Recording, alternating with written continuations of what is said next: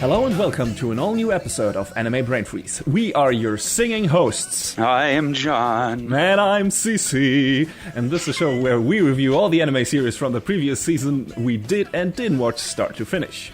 Well, girls and guys, I hope you're ready to don your mystical armors and ride with us into battle, because today we're gonna review all existing seasons of Senki, Zesshou, Symphogear. So, since we're basically covering 4 shows at once this time, the structure will be a bit different. Usually we try to refrain from spoilers, but this time we'll start off by giving you a non-spoilery introduction to the setup of the show and its characters and the first season.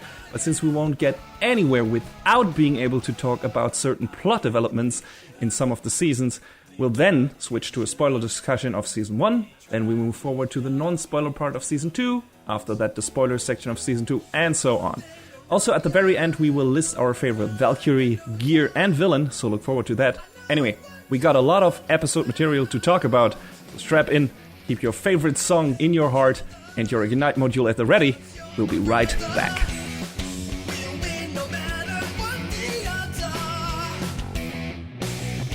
So, before we talk about the most recent season, as we said, we're going to take you back in time to 2012. I know it might be hard to imagine going back 5 whole years, but we're going to try and do as best we can. It feels like a century ago at this point, considering all the things that happened. Not only in anime land, but in the real world too. Man, 2012, it was 30 years ago. Mm-hmm. Yeah, pretty much. So, back in 2012, in January of that year, this little anime appeared out of nowhere, Senki Zesshou Symphogear, and it seemed at first to be, one of those, it's another magical girl anime, whatever, sure. And I don't know about you, but I put it off for a while. Oh yeah, me too. Almost until G started airing, actually. I watched the first 2 episodes of the first season of Symphogear, and then I went back after GX had aired, I think, or was just about to wrap up. I don't remember, actually, now I'm thinking about this. I don't remember if it was licensed on any platform at first. I think later on it might have been picked up by Funimation, and now you can watch the first 3 seasons on Crunchyroll, which is nice. Mm-hmm. Maybe someday they'll put the 4th season on there. That would also be nice. Eventually. But back before the advent of, these big, wide, popularized streaming platforms, I had to, watch it in other ways. Sorry for that, everyone out there. But so I think that was part of the reason why I just kind of put it off for a while. But what's this show even about? Well, Tsubasa Kazunari and Kanade Amo, they are an idol group known as Zweiwing, and they use their songs to power ancient weapons known as Symphogear to combat a deadly race called the Noise. Now, the general public is aware of the Noise's existence, but the Symphogear are kind of on the DL. They're not as well known. But when the Noise attack one of their concerts, Kanade sacrifices herself to protect a young girl named Hibiki Tachibana, and that sort of leaves Tsubasa devastated that, her partner is now gone, and we're putting this out there to begin with because it's not really spoilery. It happens in, the first episode. Mm-hmm. But what happens is part of a fragment of Kanade's gear ends up being embedded in Hibiki's body. So 2 years pass, and everything seems fine. But once again, Hibiki is dragged into the Noise attacking, and she's trying to help this young girl who's been left behind during this evacuation. And during this moment, she taps into the power of the gear piece embedded in her body. So Tsubasa, even though she's still grieving the loss of Kanade, has to learn, hey, we need this girl's help, and we have to work together to defend humanity against the Noise.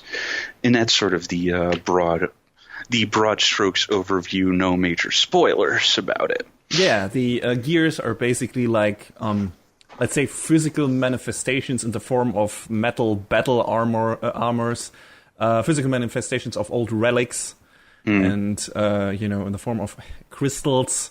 And these shards are used in one form or another, to call upon mystical old powers or an ancient form of technology, so to speak, and basically help the bearers don those magical armors called gears and fight the noise by singing. Exactly. But for people who have maybe watched Macross or something, this is not simply the girls basically putting on fancy outfits and then standing back and in the backgrounds while the guys deal heavy damage with their fucking planes and just basically singing of love and everything. No. Since this show is kind of loosely based on the Norse myth of the Valkyries, who rode into battle singing songs at the same time of glory and death and everything. That's pretty much what the characters in the show are doing. They are singing, but also at the same time kicking the living shit out of their enemies. And it's amazing. I sort of feel like, and I think we talked about this when we talked about Macross Delta, that they sort of started to shift that dynamic, though, a little bit in the direction and I really Symphogear was going. Yeah, I really appreciated it. That's one of the reasons I really enjoyed Delta, because it was more leaning into that direction. They still had more of a support role in what they were doing. It was not as direct hand-to-hand combat as Symphogear is. Symphogear is directly them going in, having weapons at their hand, and fucking noise up, chopping everything down. Yeah, exactly. I just in terms of the main of these characters who are singing and participating in the battle, Symphogear is still much more action-heavy than Macross Delta. But you're right, Macross Delta took a huge step in that direction, and I really appreciated it because I like I like my fighting girls. Oh, of course. How could you not? Yeah. So let's keep talking. Let's keep talking about the singing a bit more, because this is also not like characters. Just we see them fighting and hear them singing a nice song. They are, these songs are basically their source of power, because they help them, sync up with the gear and the armor. And, they are basically what activates that armor and what gives them the power. So they have to put their full, strength and force into it. And the amazing thing is you hear that while they're singing, because it doesn't always sound like super perfect harmonized singing. There's a lot of strain put into it in some certain scenes. You hear that the characters are straining their voice. They're having a tough time if they're having a tough time in battle. So this feels on a basic level much more real than you would just hear them singing a fine song, because they're like and putting their full strength into it in certain times, and that gives the action scenes much more of an impact. It's great. I really enjoyed that about the show. I imagine you do too, John. Oh, hell yeah. I mean, it makes it feel like, they're actually part of the action, as opposed to, any show if with a million insert songs like this series, you can have it recorded and then just drop the audio in and it'll be whatever. But, having it like they're acting while they're singing, that's tough to do. That's amazing to me. That's it's the extra detail that doesn't need to be there, but it works so well that it's awesome to me. One of the another important part of the singing which is also the subtitle of the first season, the Swan Song of the Valkyries, are the Swan Songs. Would you like to explain those a bit? The Swan Songs, I think, depending on who you ask, it's also translated as Superb Song. Again, that's depending on who you ask. It's basically the big trump card that the girls have. It's their biggest, most powerful attack, but, it's also, it doesn't come without cost. It's a last ditch, basically. we actually kind of see it straight away with Kanade. Yeah, and we see the possibly most negative effect of a swan song with Kanade, because this dives a bit deeper into what her relationship to her relic is and everything, because she is not, unlike Tsubasa, who is naturally attuned or gifted, let's say, and naturally attuned to her relic. Kanade basically willed her power into existence by using a drug which get much more important in the later seasons of the series, called Linker, and got pumped with that by the people basically responsible for the gear technology and everything. And that drug also has a side effect, because if you're not meant or naturally meant to use that power, that also puts a strain on your body. And add to that the power and strain of the swan song, Kanade's body was not able to handle that. And that's why she dies in the very first episode of the first season. So that can happen. And the series toys with that quite often, with the backlash of the swan songs. But that is basically what they are. The most powerful form of a Symphogear attack. And we see some variations of that in many episodes of the show. Not with always the same effect, though. Luckily, I mean, we would be running out of characters pretty fast if that were the case. Yeah, I mean, I had a feeling...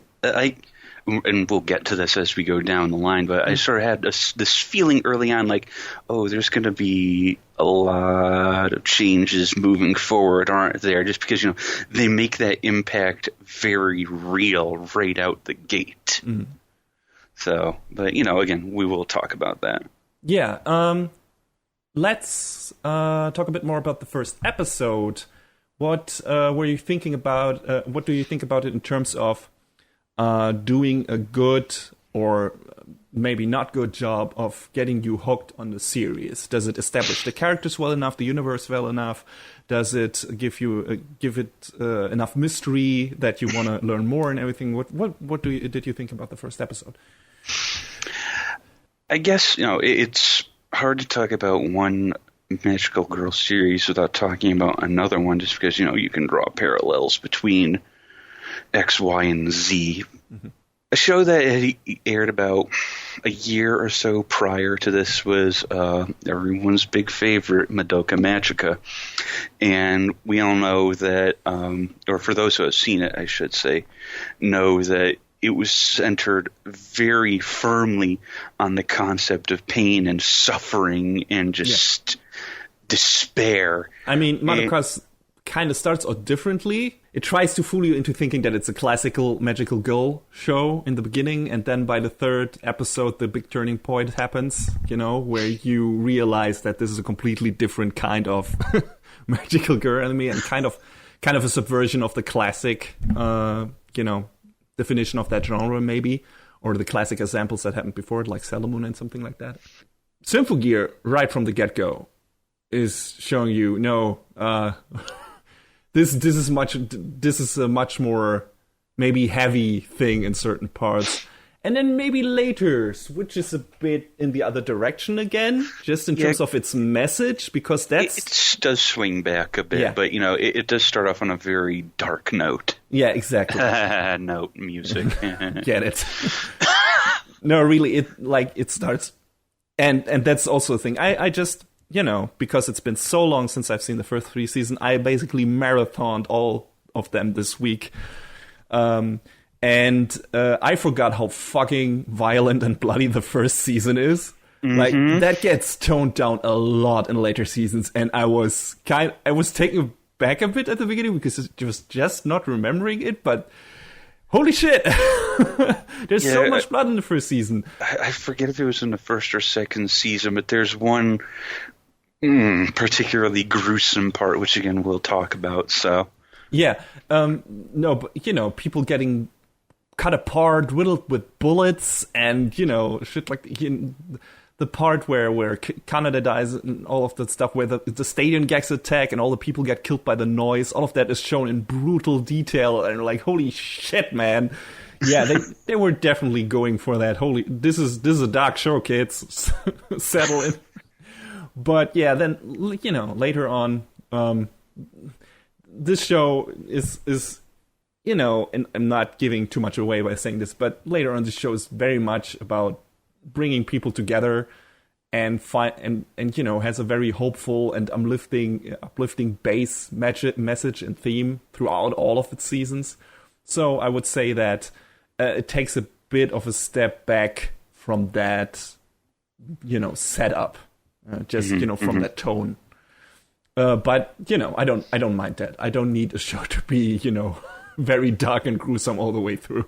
As long as the key moments that need to be heavy are heavy, and I think that happened in the series as well. So yeah, I mean, sometimes, you know, and we've hammered this point home before, but sometimes, you know, you stay on theme. Sometimes, you know, you don't like depart, you know, super wholly from your concept. Gamers. You can, there's room for creative freedom, and I think, you know, they did, you know, really well with that in the first season. You know, I don't think moving forward they did badly. They just, you know, started to swing in other directions is all. Yeah.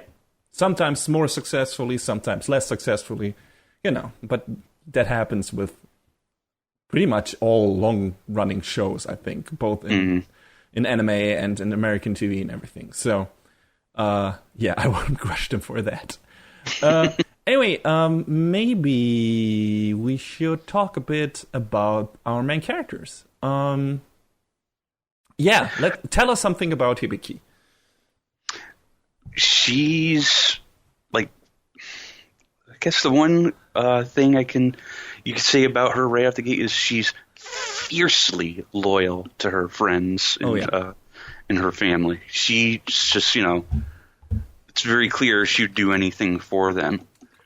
And not even for that, for, you know, innocent people we see, or, you know, innocent bystanders. We see that, you know, with the little girl she tries to save, and then, you know, the Symphogear comes out and the dynamic changes and shit starts to hit the fan. Yeah, everyone states early on that helping people is her hobby. So yeah, that's pretty true. Also, it's interesting, you know, the show has in the beginning not that big of a cast. It gets extended a lot in, you know, as the seasons progress. But it's nice to see, like, even the small players that are there from the start always get a, you know, little, you know, side scene. Even in later seasons, I appreciate that the, you know, her not as important classmates, you know, still have a little role to play in at least the second and third season. I don't remember if they were in the fourth season. I think they were in there for a very slight bit, as I recall. But, you know, there's some interesting stuff with them, and it's fun. But I would say, you know, the most interesting character in Hibiki's life is Miku, who is, well... basically her girlfriend. Yeah, basically, exactly. I mean, okay, Hibiki and Miku are obviously a couple. But it's never, you know, outright stated that they are lesbians or in a relationship beyond being the best friends in the world. And, yeah... It's even more obvious with Kirika and Shirobe in the second season, but we'll get to that. But, you know, it's so obvious, the subtext, that it's pretty much text. And I'm not a fan of not outright stating characters' romantic love for each other, you know, because I can think of only two reasons not to do that. And you realized that the same, and that annoyed me much more in that show than in here, and I will explain why. So I can think of two reasons why not openly let them, you know... Okay, exchanging kisses is maybe a bit too much, because anime is doing that sparely overall. Here's the thing, though. There's other shows that have done that. Yeah, that's the weird thing. And I mean, you know, you can say about certain shows the level of quality that you want, but there was another show, I don't remember exactly when it was, called Sakura Trick, and, you know, the conceit of it was, oh, these two girls are, you know, they're obviously very into each other. And I watched the first episode, you know, they're not going to take it to its logical conclusion. And then they kiss, and it's like, oh, they actually went there. Okay. Well, so I mean, some shows and some stories have, you know, the guts to follow through on that. So I wonder why some shows are not doing it. And like I said, I can think of 2 seasons why they're not doing that. Either it's a cultural thing, where maybe in a certain when the show is running in a certain time spot or is geared at a certain audience, it's kind of difficult or uncalled for or inappropriate to portray openly lesbian or gay characters being in a relationship on screen in Japan. I don't know if that is the case, and if it is, I guess there can't be anything done about that except, you know, give it time and hope for the best that changes. But the other reason I can think of why they're doing this, which would be much more commercially sinister, is they want to keep their female main characters pure, quote unquote, and desirable for the nerds so they can sell figures and other merchandise. And if that's really the case here, then a big fuck you to them.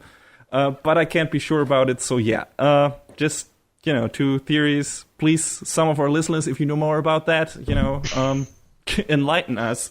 But, you know, at least in Symphogear, the romance between several of the main female main characters is not the focus of the show. So them not, you know, diving deeper into that, besides trying to play them off as just really good friends who hold hands a lot and sleep in the same bed together and bathe together and hug a lot and say, "You're my life, you're my sunshine." So, yeah, aside from that, I mean, it's not, because that is not the focus, or not the only focus, it's not as distracting or annoying to me as it was in Yuri on Ice, for example. So, yeah.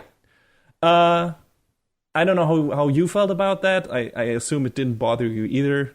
I mean, this is a pet peeve of mine. I don't think there are many people who are bothered by this overall. So, yeah, I mean, should they just embrace it and go crazy with it? I mean, I wouldn't care. I'd be fine with it. But in the same, you know, respect, it's their story to tell. Exactly. So yeah, that's true. Yeah. And I mean, sure. But the other focus of Symphogear are obviously the battles. And that's, of course, what got me pulled in right from the get-go, watching the first episode, which is really well animated. I don't think the first season doesn't get as good animation-wise again in its runtime. The second season definitely has, and you know, the coming seasons overall have definitely some high points that reach that same level. But I think the first season never looks as good again as it does in its first 1 or 2 episodes. And still alright, still good, still a lot of cool scenes in that show, in that season. But you know, the first 2 episodes look really good, especially action-wise. And yeah, what did you think overall about the action choreography in Symphogear? I mean, it's a show that it definitely looks good when it needs to. That's not to say, you know, the rest of it looks bad, because I don't feel like there's any real moments where the quality just like drops into the trash. No. You know, I mean, there are other shows where we could definitely say, "Oh man, that looks awesome," and then, you know, in the next cut, but there's a show this season that I kind of feel like that sort of happens to, and it gives me a weird sort of sense of animation whiplash, where it'll look fucking cool, and then maybe 10 seconds later it's like, what were you guys doing in this next cut? So I mean, yeah, obviously, you know, the action sequences are friggin' crazy. Like, this show is just big and loud and bombastic and insane. So, later on, like when we talk about, the latest season, but there is a scene in the very first episode that, Jesus Christ, man, they just went to 11 right away, and it blew my mind. Yeah. I mean, basically you got, your... Each gear has a different forte, so to speak, where it's like, Tsubasa uses swords, Hibiki uses her fists, basically, martial arts, really good-looking martial arts, classic martial arts with choreography that I recognized from classic martial arts movies, and there's a reason for that. Yes. Because, she learns to fight, basically, from the commander of the government division that they're taken in by, who are responsible for Symphogear and everything. The second disaster relief division or something, I think it is. Later renamed into Song. But, Commander Genjiro, the manliest man to ever manned. Genjiro is great, and I love him. He's fantastic. I don't know why is it ever explained why he's so fucking strong? Because shut up. Yeah, exactly. He's just a god-tier martial artist, and one of his most epic one-lines, or let's say, statements that he utters while kicking someone's ass is, "Eat, sleep, and watching movies. That is all a true man needs." And I'm like, yeah, yo, my soul animal. Be very good friends with Hideo Kojima. Yeah, pretty much. No, he basically watches a lot of martial arts movies and is a great martial artist, and he teaches Hibiki how to fight. So she basically does classic martial arts stuff when donning her gear. But there are also later other characters joining the fray that also add different weapon varieties to the show. So we got a lot of different, combat scenarios and action choreography with the different weapon types clashing against each other and stuff like that. So it's, there's a lot of variety in the battles, and, it always gets, I wouldn't say, consistently upped with each season. Like, we get some upgrades to the gear, we get some, different looking gear stuff and everything, and some powerful combination attacks and stuff like that. And there's just always something new action wise in every coming season to look forward to, and that would make it cool. That's nice. That's really good stuff. That's cool action choreography. That's a heart pounding scene. One of my favorite action scenes we'll get to in one of the later seasons. But yeah, generally, Symphogear has some of the best action scenes, action choreography I've seen in anime. Not necessarily because the animation is so good, there's really good animation in there, but just in terms of how the scenes are constructed and, where the characters are and everything, and the direction and stuff like that. So, yeah, really enjoyed that about the show. Not everything is, super stellar, but it's on a very high level, and certain scenes and confrontations are even above that. So, yeah, there you go. Lots of good action stuff. Should we talk about the staff first? Yeah. Because okay, so one of the big consistencies with the Symphogear series has been that it's basically been the baby of Studio Satellite, whom we've talked about before during we are talking about Macross Delta, and they've done a whole bunch of other stuff like the Aquarian series, Moretsu Pirates, Fairy Tail, Gankutsuo, which that was a show that was a little too trippy for me, but I love that show. I need maybe to watch that.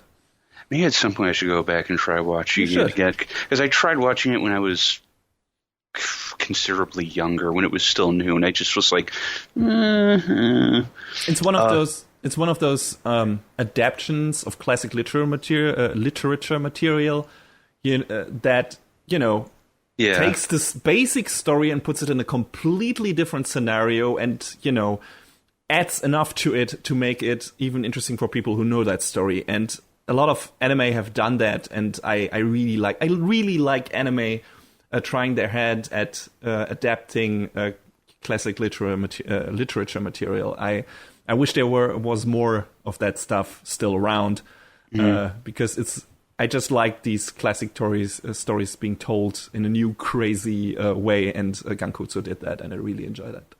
That's kind of like, in school I had read, all sorts of Shakespearean stuff. And in high school I watched the Romeo and Juliet movie, the one with Leonardo DiCaprio. Yes. And at the time, I was just kind of like, meh about it. But then I watched it again in college, and I was like, why did I crap all over this? It's actually a really interesting, take on it, and the way it's set and the way it's shot. And I don't know, I was a stupid kid. I mean, I basically am still stupid, which I'll freely admit to, but I feel like I have a little bit more taste, maybe? ? So, I guess just chalk it up to me being a kid and not wanting to try new things. Yeah, maybe it's always, and that's why I say maybe go back to Gankutsu. It's always worth to revisit certain stuff that you maybe weren't too fond of, or that didn't, get you hooked in the beginning, and maybe see if now you're in the mood for checking it out. Maybe that'll be a discussion in our next episode. Yuck, yuck, yuck. But yeah, a couple other things that Satellite have / are going to work on is the first season of Log Horizon, before they handed it off to Dean. Yeah. And they worked on / are working on, I don't know their timeline of work, but there's a show coming up next season called Hakata Tonkotsu Ramens, so I'm actually interested in checking that out when it airs. I haven't heard about that yet, but when it airs, I'll probably check out the premiere. Maybe we'll see. This was also the only season of the show that they worked with another studio called Encourage Films. Mm-hmm. One of their major credits is Big Order. Oh boy. Well, I've talked about that show before. I also retweeted on my personal account and on the podcast account. Arcada of Glass Reflection talked about the show in his week of awful, and he had things to say about the show. Yeah, rightfully so. Big Order is a bad show. Not even good bad. In some parts it is, but not enough to make it worthwhile, even for people who hate watching anime. Yeah, it just wanted to be a fusion of. I think the way I worded it was it wanted to be a fusion of Code Geass and JoJo's, and it was neither. Yeah, exactly. Pretty much that sums it up. But yeah, I mean, stepping up from there, some of the other stuff they worked on was A Centaur's Life, which apparently people liked generally, as far as I know. I started checking out that show, but I lost track of it and didn't go back to it. So, as well as I think it was a show airing this season, or maybe 1 or 2 seasons back, a show called Love Rice. Heard about it, but yeah, checked it out. And talking about Encourage and Satellite is all well and good, but let's talk about some of the important people who worked on this. Actually, no. Before we do that, the first season was directed by a guy named Tatsufumi Ito, who worked on stuff like one of the Negima OVAs, one of the seasons of Shugo Kara, which is another one of Satellite shows.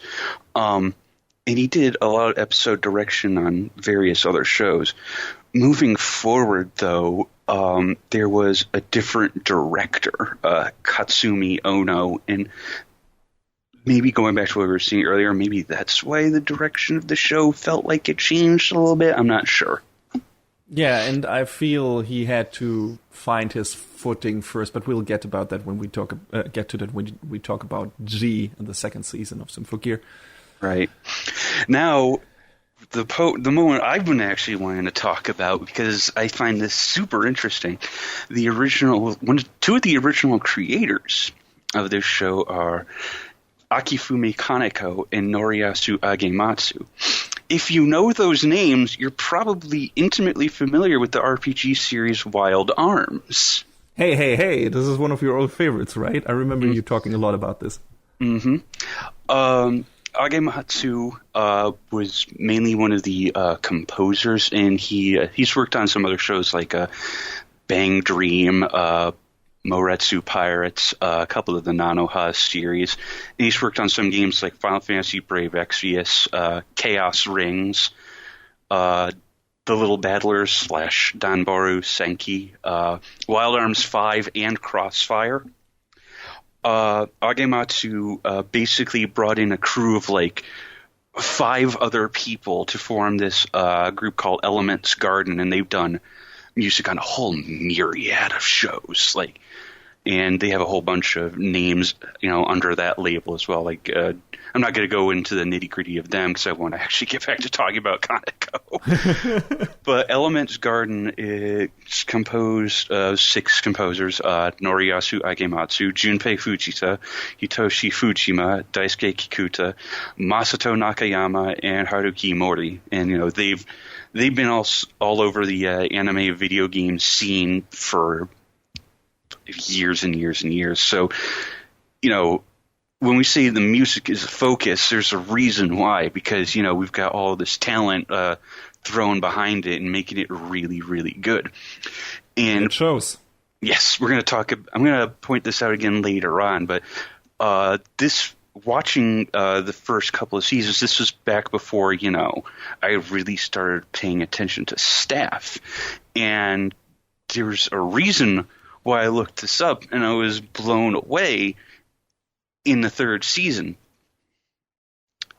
Again, keep teasing this out, but we'll get to that. Now, going back to Akifumi Kaneko, he had done a whole bunch of work in video games. He worked on a whole bunch of old PC Engine RPGs, stuff that we never got over here. But his main claim to fame is the Wild Arms series, and he worked on, I think, pretty much all of them in one capacity or another. But then he left Mediavision, the studio that was working on them, in about 2008 to form his own studio, Witchcraft. It sort of means the future for Wild Arms has been uncertain for a long time. But that's a shame. I think he had expressed interest. He did want to actually, make more, but, he's not with that studio anymore. That, makes things difficult. But since we brought up, his other studio's name, obviously this is an anime podcast, but bringing up some of their other works might, help give an idea of what, they've worked on. There were a couple of PSP Nanoha games, the Battle of Aces and the Gears of Destiny, that were actually interesting arena fighters. I felt like they could have been a little more fleshed out for what they were, but, they were an interesting first try. They did a little bit of work apparently on Ultimate Marvel vs. Capcom 3. Oh. Yeah, that sort of surprised me. They worked a little bit on Liberation Maiden Sin, which was not the shooter game on I think it was on the 3DS. Yeah, I think it was a 3DS download game. It was the PS3 visual novel, because, it still kind of bogs me to this day that it was this high-energy, high-impact shooter that got turned into a VN. It's still a little strange to me, but, it is what it is. They also worked on the PS3 Hajime no Ippo game, which... I always wanted to check that out. Yeah. I mean, it looked super good. Yeah, I had seen some videos of it. I think the Best Friends did a video about it, and I was like, dude, this looks sick as hell. It looks really cool. It looks good, and it looks just really exciting. And then one of the other big things that apparently they had a hand in was Bloodborne: The Old Hunters. Which, yeah, so, I mean, I look up their name, I was like, what sort of stuff have they done? Because Witchcraft is not a name that you really hear. So just seeing that, they have done, significant things leaves me with hope that, they'll be able to become a bigger name, and that, maybe Kaneko will be able to, fingers crossed, wrest the Wild Arms name away from from Sony and MediaVision. Although that's not fair to MediaVision because they do still do some good work, like the Chaos Rings game. You know, say what you will about mobile games, but MediaVision, I got nothing good to say about mobile games. MediaVision is still holding it down and making actual good RPGs, even if they're on phone or tablet. So I have to take your word for it. Well, one of the games is actually ported to Vita later on, so, you know, it actually got the correct treatment it should have had right out the gate. But, you know, the market's changing for how we consume media, whether it's video games or anime or what have you. But yeah, the seeing Kaneko and Agematsu just make this huge shift from, you know, working on gaming to anime just was really interesting to me because, you know, it shows that, you know, they still have a huge level of creativity to pour into a different medium because, you know, Kaneko, you know, he created it and he's been scripting it from the start up through the most recent season of the show. So, you know, he is obviously not at a loss for ideas or how to write his characters, and I think that's incredible. Yeah, that's cool stuff. I wonder where he will take the show in the future. Like, I mean, there's season 4 and 5 were announced as a double pack, basically. Mm-hmm. We don't know yet when the 5th season will air specifically, but we know it's coming, so that's a good thing. So he seems to have a plan. Mm-hmm, mm-hmm. And, you know, the end of the season, of the 4th season, alludes to what that plan might be. And, you know, we'll talk about that later. Yes. Before we go into spoiler territory, a few things I want to say that stood out to me. Another thing, in terms of direction and presentation, that was interesting was like, during the battle scenes, the characters have like these... When they do special moves, you get like these text scrolls of their super move names. It's almost like it's almost like a splash panel in a comic. Yeah, exactly. It's super stylish, and in one character's case, it's even so fucking stylized. The font, I mean, that I couldn't read it. But yeah, it's fun. It's like. The show is full of these neat little ideas. I mean, you know, splash screens for names has been done before, you know, or after Hunter x Hunter, the news adaptation did that too. The first one didn't, but I think it was done in the manga, so that's why they kept it in the second adaptation.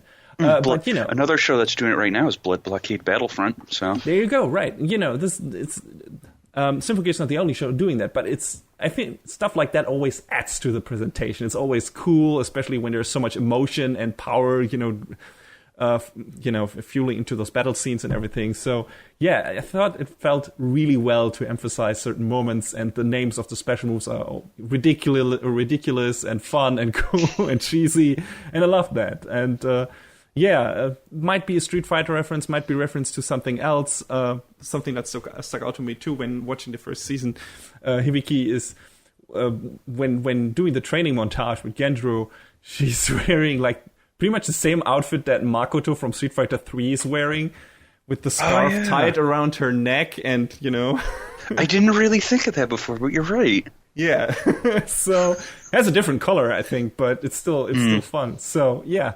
Good stuff. You know, there's like these little Easter eggs in the show that makes you think, oh yeah, I know what the director was thinking when doing that. So fun stuff. Also, you know, again, cool characters we already talked about, you know, or kick-ass side characters we already talked about Genjiro, but another cool side character who has not the biggest role but is always there when, you know, when things get interesting is Ogawa, who is basically set up as playing the manager for Tsubasa, you know, in her idol role, but he's also a kick-ass ninja.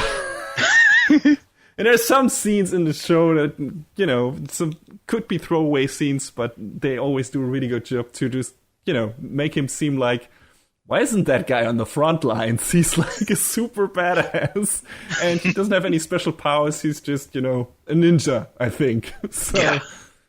cool stuff. So, there's, a lot of cool and funny side characters in the show that are not part of the main cast. So that's also a thing that I really appreciate about Symphogear. It makes the show and the universe that it's set in feel really alive, because it's populated by so many interesting people. I think it's time we move into our first spoiler section, and I'm gonna put the timestamps for each spoiler section, or all the sections in general, in our episode description. So you can look them up when when downloading the episode from Libsyn, or from when checking it out on SoundCloud, or on YouTube, on our homepage. It's all gonna be in there. And if you want to skip these spoiler sections because you want to know more about all seasons but don't want to know everything, then please look at the episode descriptions on the respective sites where you download this episode, and you'll be able to skip to the non-spoiler sections. All right, let's get into the nitty-gritty for season 1. So one of the most interesting characters is the villain of the first season. Her identity is given away or hinted at pretty early, or let's say that it's hinted at who the villain is pretty early, not what actually her deal is and everything. But there's like a scene where an item is procured and there's blood on that, and you're like, okay, something is up with that character. You don't know what yet, but you can guess that pretty much she's the puppet master. That character is Fine. Her identity is kept kind of a secret in the beginning, and then we get like this clue, and then the show takes kind of a long time playing around with us knowing this, but the main character's not knowing it. And as a viewer, you're wondering, okay, when is she going to reveal herself? Like, it's pretty clear that she is the villain. So I don't know why the show is taking so long to making that public. I don't know. How did you feel about that? I mean, I sort of like the idea of, what we in the writing business call dramatic irony, when we know more than what the characters do. Yeah. I mean, there's obviously a limit to how far you can stretch it out. So I think to show that's 12, 13 episodes. Yeah. You can't obviously take that all the way to the end. So I sort of felt like they let it go about as long as they could before it was like, okay, come on. They could, if they had stretched it farther, the characters would have looked really stupid. Yes. So, and it never gets to that point. Like, it's like, okay, that person handles herself really well and plays her part really well. So, okay, all right. I can see why they wouldn't, make her out to be the culprit from the beginning. And, Gendro suspects her early enough, or has his suspicions and then confirms them. And but she's an interesting villain. Her motivation, it's pretty crazy.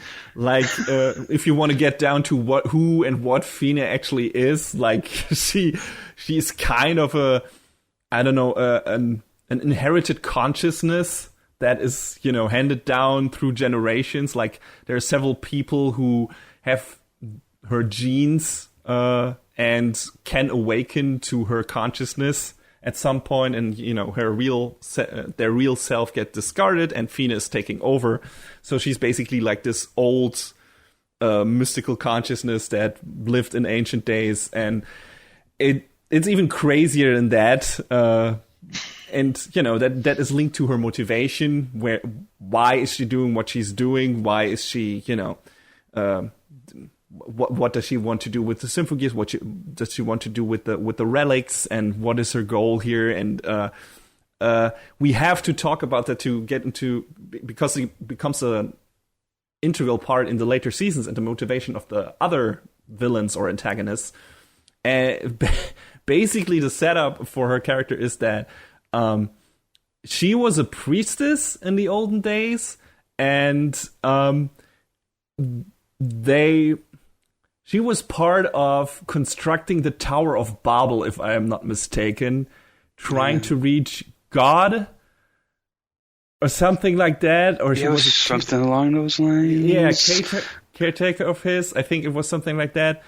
And, if you know the story about the Tower of Babel of everything, man's hubris constructing this, trying to reach God, and God was so angry that he confused man's tongue, so they wouldn't be able to understand each other anymore. And that the tower was destroyed and everything. So that's basically what happened. And that is the basis for the show and the villain's motivation, because she, after this happened, she was so distraught because humanity wasn't able to talk in the tongue of God anymore and communicate with God anymore. So she is trying her damnedest to overcome this curse of Belial, I think, what it's called in the show, and be able to talk to the Creator again and confess her love to him. And her method to doing that is basically creating a giant threat to humanity and make humanity unite under her rule. So this is like the most super villainous villain motivation I have seen in quite a while, and I had already forgotten about this, and that is pretty much all revealed in the final two episodes, and it's super crazy, but it fits the cheesy nature of the show. It was not like this was, it came out of left field a bit, but it was fun, and it was like, oh my god, this totally doesn't fit the show. Like, no, this show is crazy enough that I'm like, yeah, okay. Yeah, sure, why not? You just sort of look at it and you're like, it works. Yeah. So, yeah, that was fun. Fina overall is a fun character, and she is the reason that another character is added to the main cast, and that is Chris Yukine, who, is another gear user and first works for Fina, and is, has a difficult past, and is, trying to right some wrongs, and she thinks Fina gives her the power to do that, then realizes that's not the case. And, so that's pretty much what's happening.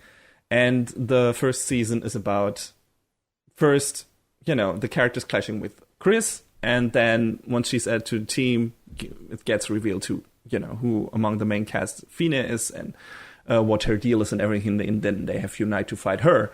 And yeah, I think it's just in terms of direction and plot progression, it's handled pretty well. Like, the characters have an interesting arc. First, you have Tsubasa having to get used to Hibiki having inherited Kanade's power, and, not liking that because she feels like Hibiki stole it from her.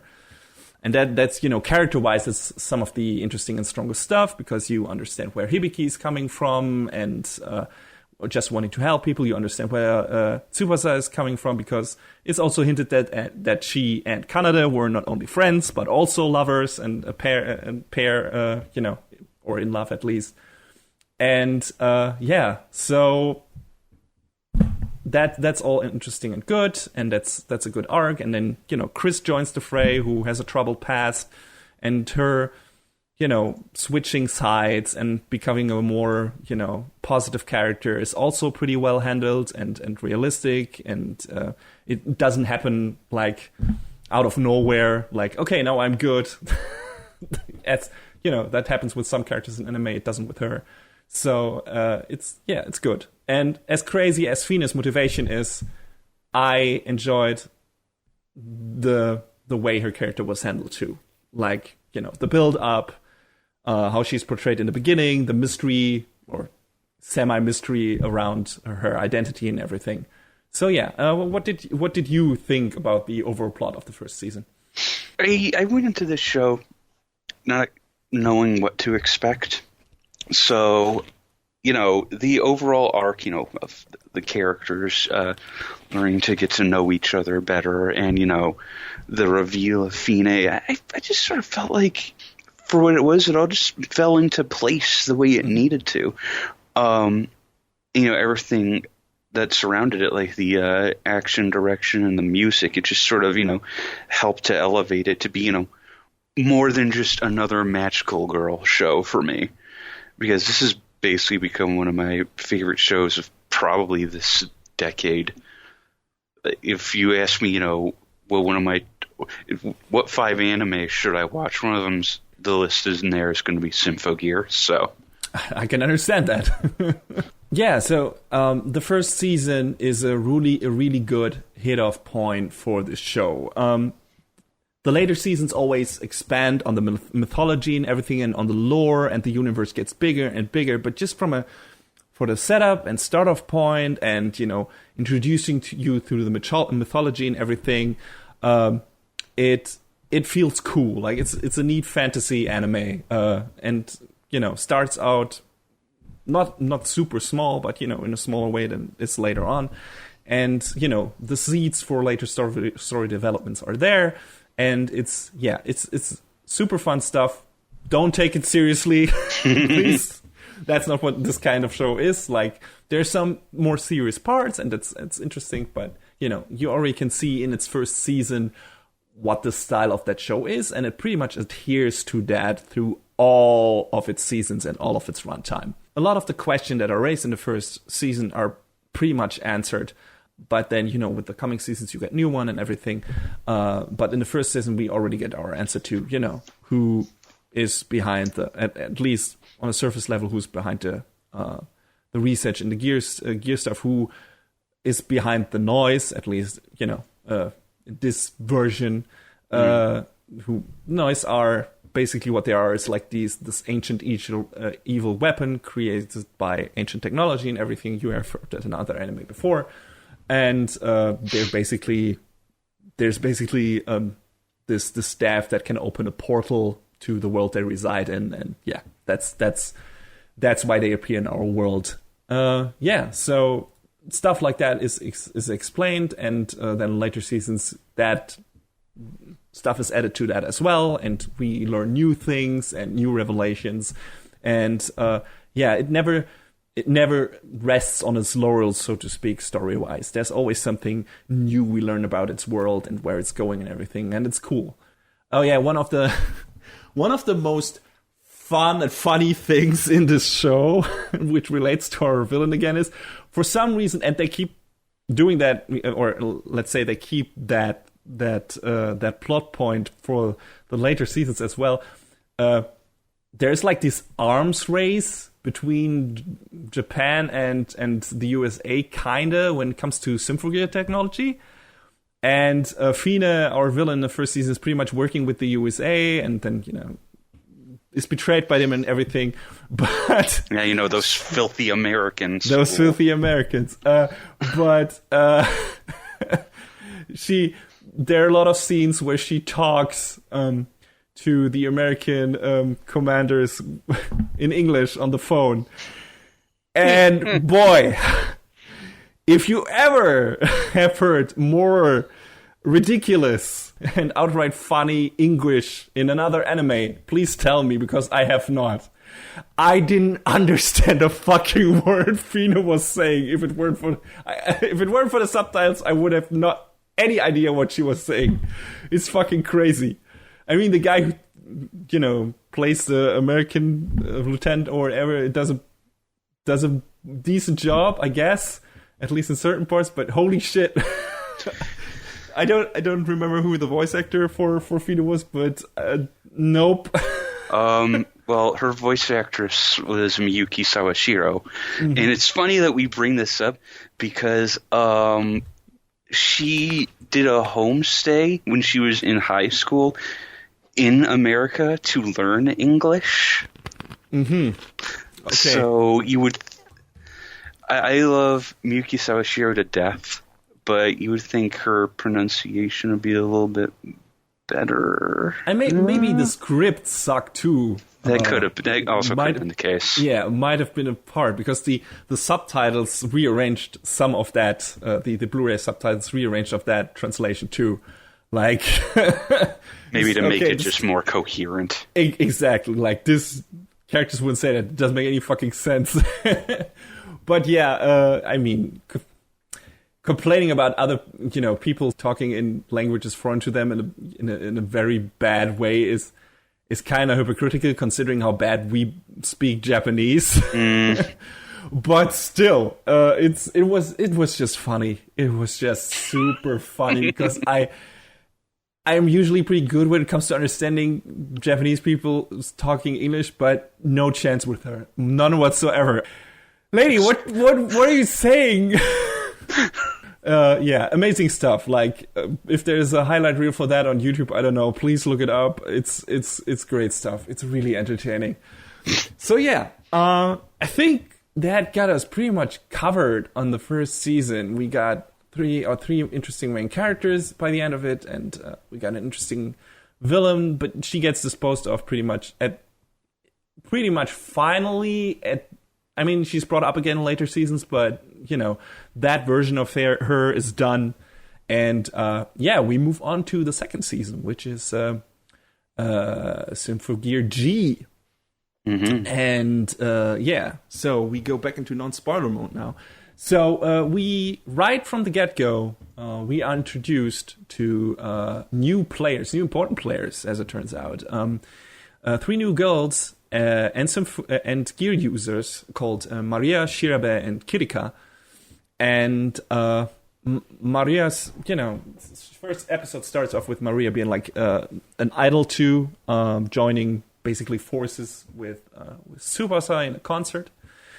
And then revealing herself as basically the new inheritor of Phoenix genes and head of the terrorist organization that is also going by that name, who wants to take over the world. And she dons a black version of Hibiki's gear, black Gungnir, and it's called Black Gungnir, or Gungnir. I don't know how it's pronounced. And that's that happens like right from the get-go. Like, holy shit, we're gonna take this to the next level, right? They're like, basically, we got our trio of main characters, and now we have a trio of bad or evil, quote-unquote, gear users who stand against them. And basically, they battle it out several times during the season, and there's again a lot of action happening, and we find out what the motivation of Maria and the group is. They are working together with other people. Her commander is a person they call Mom all the time, or Mam, but who's later revealed her name is Natasha. And they were also part of an organization, researching gears and relics and everything. And another character who is pretty much in the second episode revealed to be a bad guy. Like, I'm not giving much away there either. Like, if you see him, you probably guess that too. In the first episode, you might be, it's kind of ambiguous because our main characters are trying to rescue him, but then in the second episode, it's like, okay, no, this is one of the bad guys. It's Dr. Ver, and he is a very special person. We'll talk about him later again, I promise you that. But those are our new antagonists, and as you're probably guessing correctly, the goal that the bad guys are setting in the beginning is not their end goal, and we'll get to that in the spoiler section. But that's also plot part of the second season, and the different characters clashing against each other. But you also got some neat little character moments with our main characters, and aside from all these new characters, which have really cool, distinctive designs, like I think I think in general, like the gear armor is the reason for some of the coolest character designs in anime, maybe in general. But I really like the battle armors in Symphogear, and the new 3 characters are no exception. Like Gungnir looks really good, and Kirika and Shiorare also have really distinctive designs. Kirika, for example, who has like this horror gimmick, I would say. She's like supposed to be like this little witch girl, and her armor like reflects that. And how she is always, ending sentences with death and deaths, and it's like she's overpronouncing death with this, which is of course a pun on death, because that's the same Japanese, but at least pronunciation wise. But that's that fits with her gimmick and the way her armor looks and everything. So that's super neat. All of them use different weapons than our main characters. So this leads to a lot of interesting confrontations, combat-wise. Because in the first season, we mainly had our main characters fight noise, which are, monsters who, are basically the zombies kind of this universe. Their threat level and their battle prowess results from them coming in high numbers and are, super overwhelming and everything, and come in big hordes. And that's what makes them dangerous. And, being able to kill people with a touch and turn them into dust, carbon dust. But now in the second season, we get basically not mirror versions, but different versions of our main character, and we get chances for one-on-one combat. And we had not that many variations of that in the first season. So in this one, we got a lot more one-on-one combat and really, really cool scenes at that. I think 2 has some of the coolest fights in the show, especially one of the highlights, or 2 of the highlights, I think, are the fights between Maria and Tsubasa. The first one at the concert, and second one, I think it's in episode 4 on a ship. It's a really, really good-looking fight. That's like probably one of my favorite fights, just in terms of choreography, how the camera is handled and everything, and how those characters fight. It's really cool stuff. So I love that. And the characters fighting other powered characters one-on-one is pretty much how the show stays for its further seasons, because we know later on we get new antagonists introduced who are also powered beings and everything, and the noise become pretty much more that, I don't know, again, that zombie horde that appears in between to be a threat to... Yeah, they become the jobbers. Exactly. They become the jobbers, they become the general threat to normal human beings and everything. And that's pretty much it. But aside from the noise, we got a few powered characters, and our main characters have to square off against them on several occasions. And they're doing some really good stuff with that. So that's one of the new things that gets introduced in the second season. The other new thing is much more elaborate transformation sequences, which since then also have become a staple of the show. The first season also had pretty neat transformation sequences where you see like a silhouette of the character and... like the equalizers, yeah. The equalizers between them. That was pretty cool stuff, just from a presentation standpoint. But starting with season 2, you get these classical magical girl transformations where the characters start to sing, their music starts to play, and then you get the camera zooming around their body, and pieces of their armor starts to attach itself to their body. And that is a bit, those sequences are a bit oogly in certain parts, zooming in on certain body parts of the characters, but animation-wise, they look really good. Like, there's a lot of effort put into those transformation sequences, and you have to appreciate that, at least, when it comes to the people who worked on that. Think of the camera lingering on certain body parts of the girls for too long, what you will, but the animators put a lot of effort into those sequences. That's without a doubt. And I appreciated that. And they changed them up enough in the other seasons to make them different and interesting. And it's cool stuff. That's also... What did you think about the transformation sequences when compared to the first season?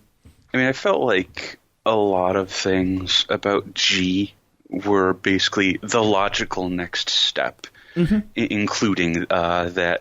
So I guess I wasn't too surprised when, we had more, I guess you could describe it as like a classically inspired transformation sequence, as it were.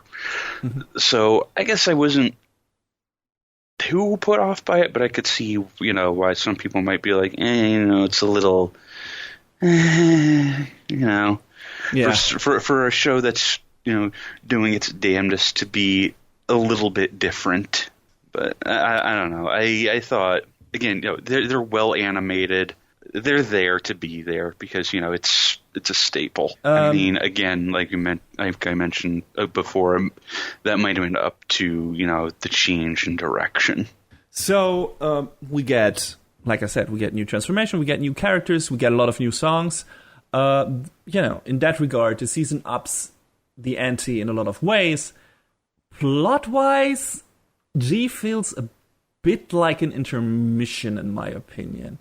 I felt like compared to the straightforward, well-structured plot of the first season, this one is a bit of a jumbled mess at times. I mean, the characters who are introduced are straightforward enough, but their motivation is a bit foggy at times, and then and then you feel like they're taking too much time to get somewhere. Like the character bits themselves, where you learn more about them, are good, but just the overall story progression, where it's going, there are not that many surprises, a few aside, which we'll talk about in the spoiler section. But it's like, okay, this doesn't feel like, I don't know, it doesn't feel like it has as solid of a build up as the first season had, and was as substantial in what it added to the lore of the show and the universe and everything, characters aside. So I felt the second season was a bit of a mixed bag when compared to the first season. What did you think about it? And I see where you could feel that way, because it was definitely more of a assembling the crew sort of season.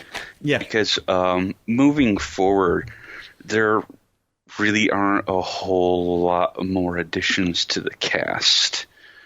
It's not like this is your lot, but there are, a couple other characters that are introduced as time goes on, but not as many stick around for whatever reason it might be.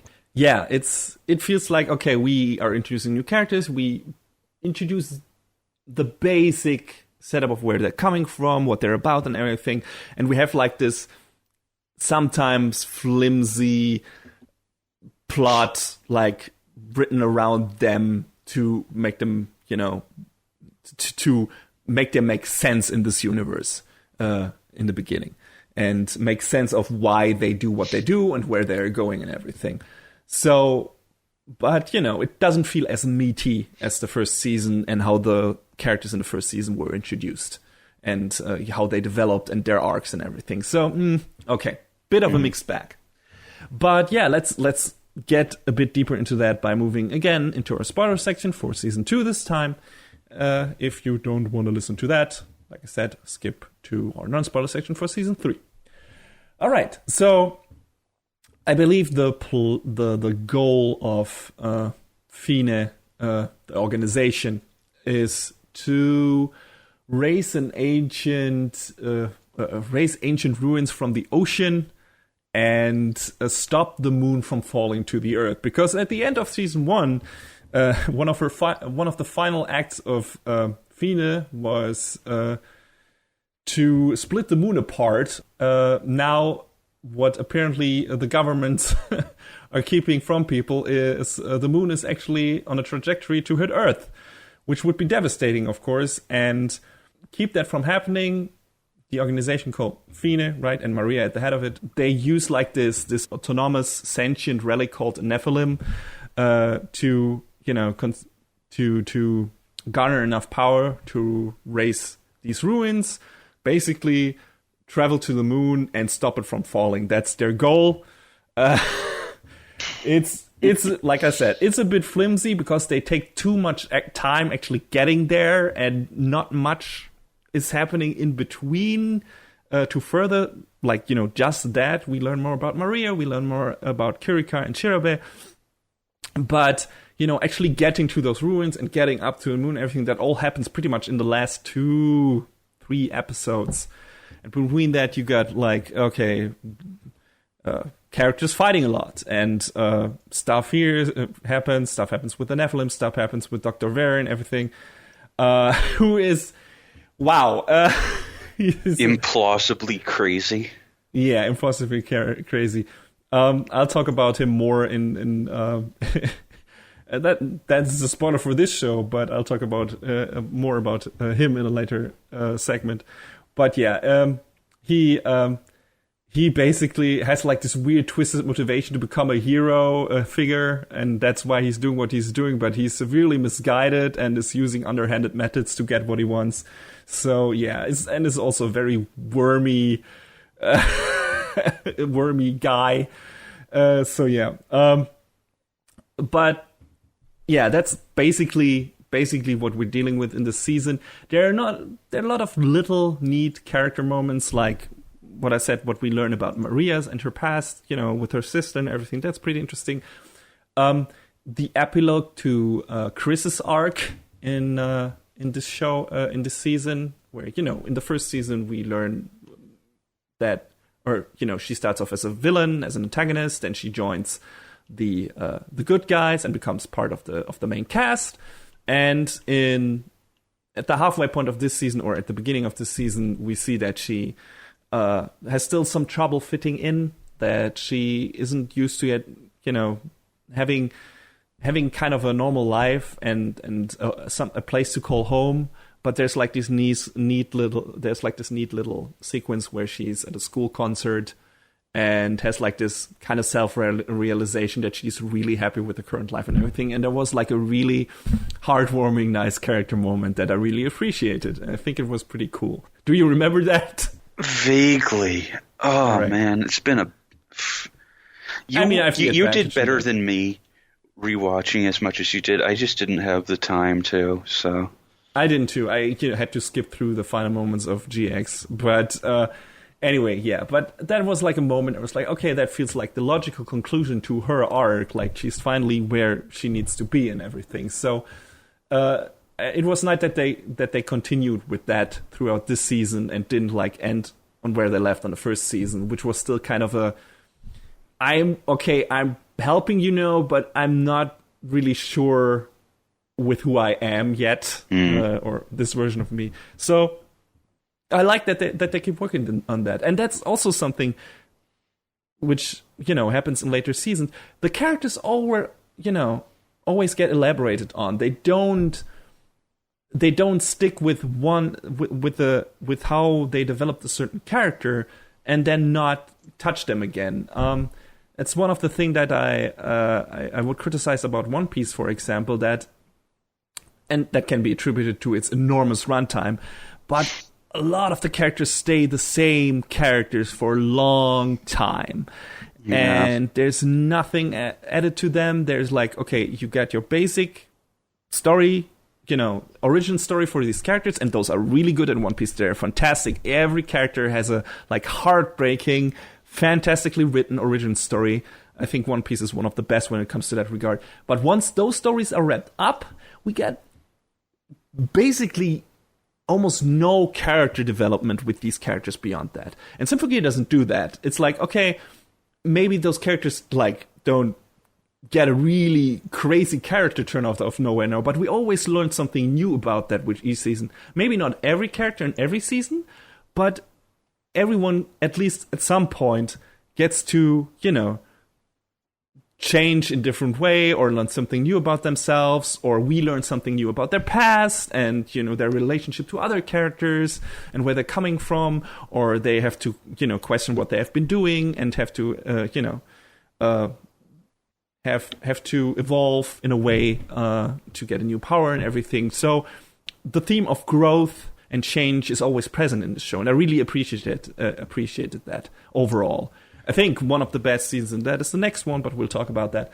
I think that by basically staggering the backstory that we've been getting across the different seasons, they have...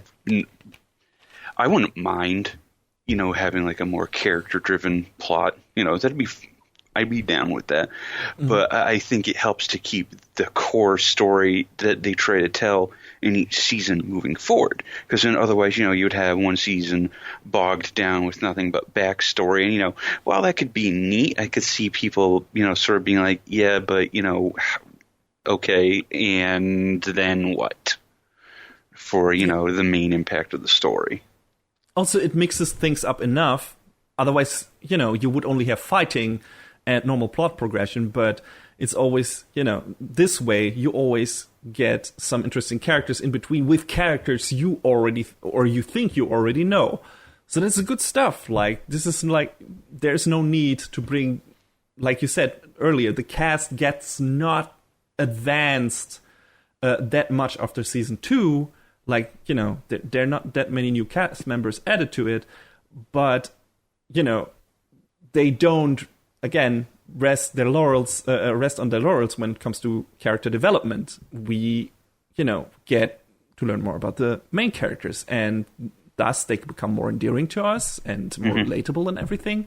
So that's good stuff. That's like, they didn't, for a basic action show, they didn't have to do that maybe. All they needed to do was to create good action scenes and a good villain and good plot points.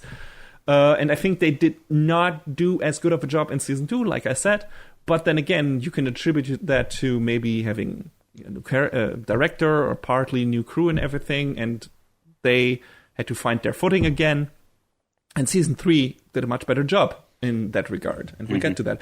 But it's just overall, the show does a really good job at giving you something interesting to learn about their characters over and over again. So cool stuff. In terms of more cool character moments in this season, because like I said, there are several. There is like a giant what the fuck moment in the second season that comes out of nowhere and leads to a really awesome moment when the, not fully realized, but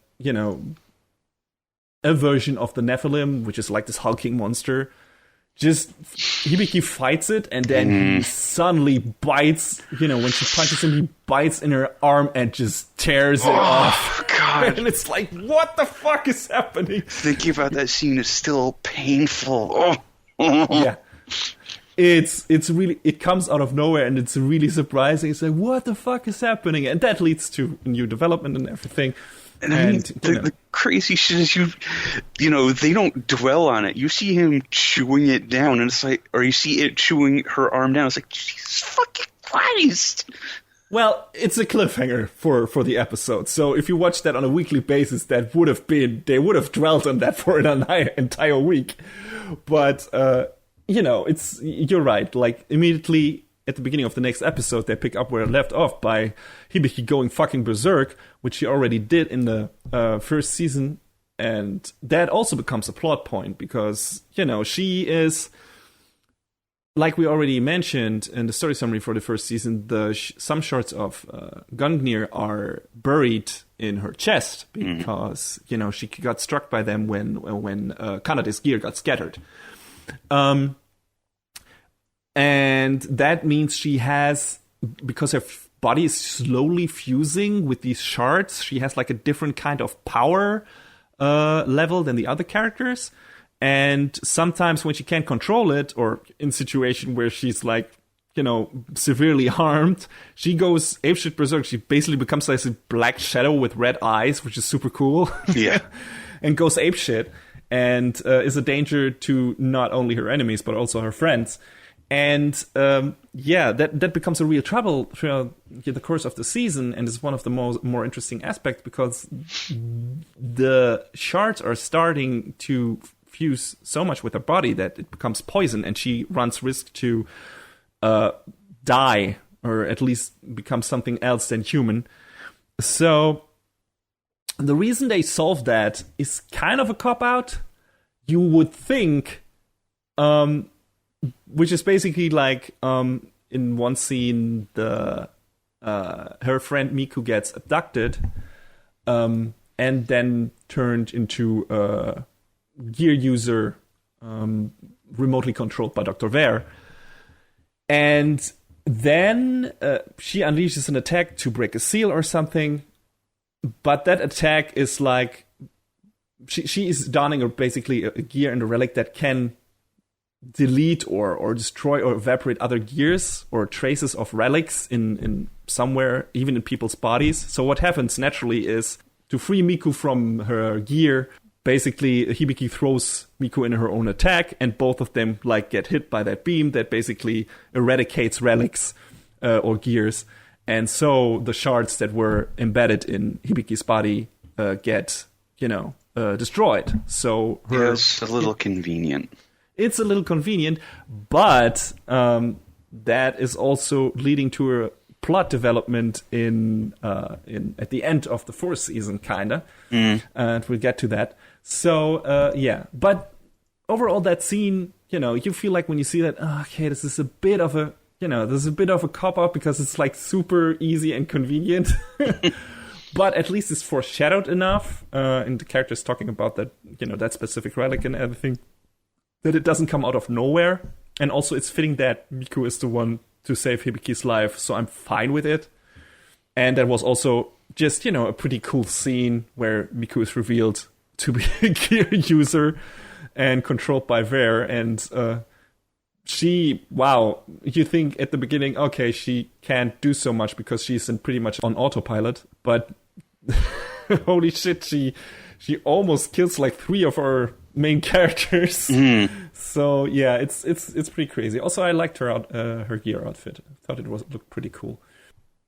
We also learn a bit more about Hibiki's past, like about the aftermath of the concert from the first episode, where basically the shards embedded in her body and everything, and she had like this lengthy rehabilitation process and everything. And when she returned to her family, she was shunned and bullied by the people in her town because she was the only survivor from that event. And that, that lends a bit more of sadness and gravitas and depth to her character. Like, she's always very optimistic and against all odds, and I will overcome this with my will and my will to help people and everything.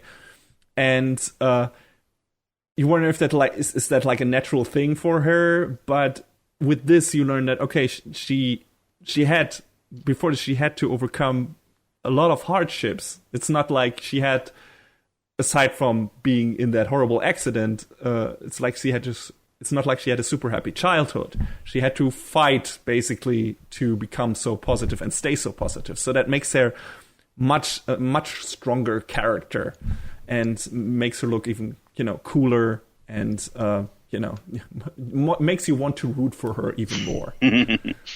And, and that gets elaborated on later too. So yeah, just pretty good stuff. Again, all the stuff with her and Miku and them, you feel like those characters really belong to each other, really love each other, and would do anything for each other. So their confrontation, being as painful as it is and everything, felt really relevant. So yeah, those character moments and those special events in this season are really good. Like I said, the plot overall is a bit of a mess, but those moments, for those moments alone, it's worth checking out the season and watching it. And they did a really good job, just character-wise, and advancing those. So, all right, that's 2 down, 2 to go. Let's continue on with the non-spoiler section for Season 3, which is Symphogear GX, What is GX about, John? Well, GX, takes place after the frontier incident, as it were, of G. And everyone believed that, the noise was gone and everything was okay and fine again until one day when, there's this new pattern detected that's similar to the noise, and the girls are confronted with a new fiend that's called the Alka noise, which is a fusion of their previous enemies and, the arcane art of alchemy. These alkanoids are basically controlled by this, I guess you could call her a witch. Carol Malice Dienheim. But she's an alchemist, but she looks like a witch. She may as well be a witch, let's be real. Yeah. And there's a whole lot of preamble to stuff that happens outside of the series that describes why she's, as evil as she is. I don't know, does that belong in the spoiler segment or... No, that's in the first episode. You can bring that up. Okay. So, it's made very apparent that Carol is as bitter as she is because her father was burned at the stake, of all things. And now she's this, cold, calculating girl who seeks to use alchemy to, in her words, dissect the world. To fulfill her father's last, his legacy, his last wish, or what she believes. How she interpreted it, yes. But that's also, that's very twisted by her years of hardship and everything. But I mean, you can see where you can guess what happened to her right from the get-go when you see in the very first episode the image of her father being burned at the stake and what that did to her, but you don't really know what that amounts to yet, and we'll get to that in the spoiler section. Right. But yeah, that's basically her setup. So this girl who's working alongside her up to this point, Elfenine, basically says, I really don't want any part of this anymore, and, does her best to contact the crew at Song and give them as much information as she can to help beat Carol and her crew of these mechanical dolls called auto scorers.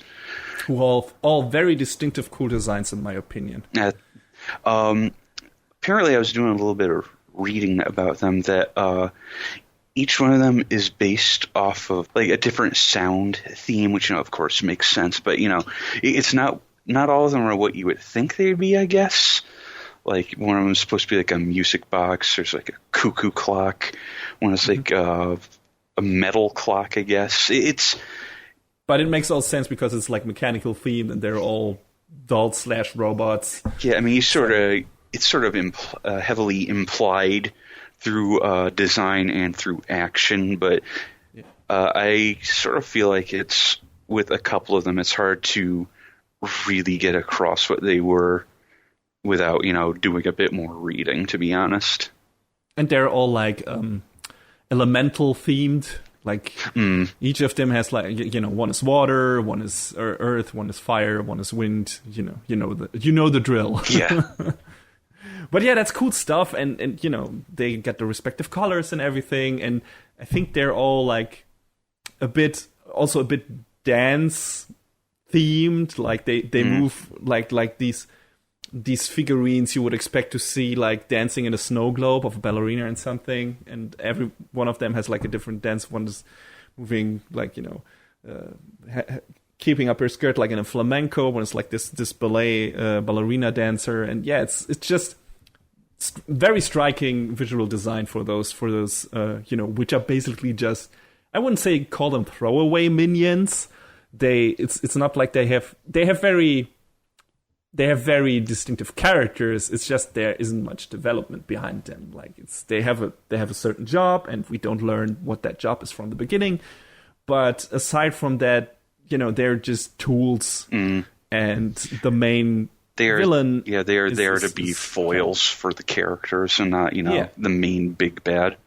But they're not boring. It's always fun when they appear. They got very loud personalities and all distinctive from each other.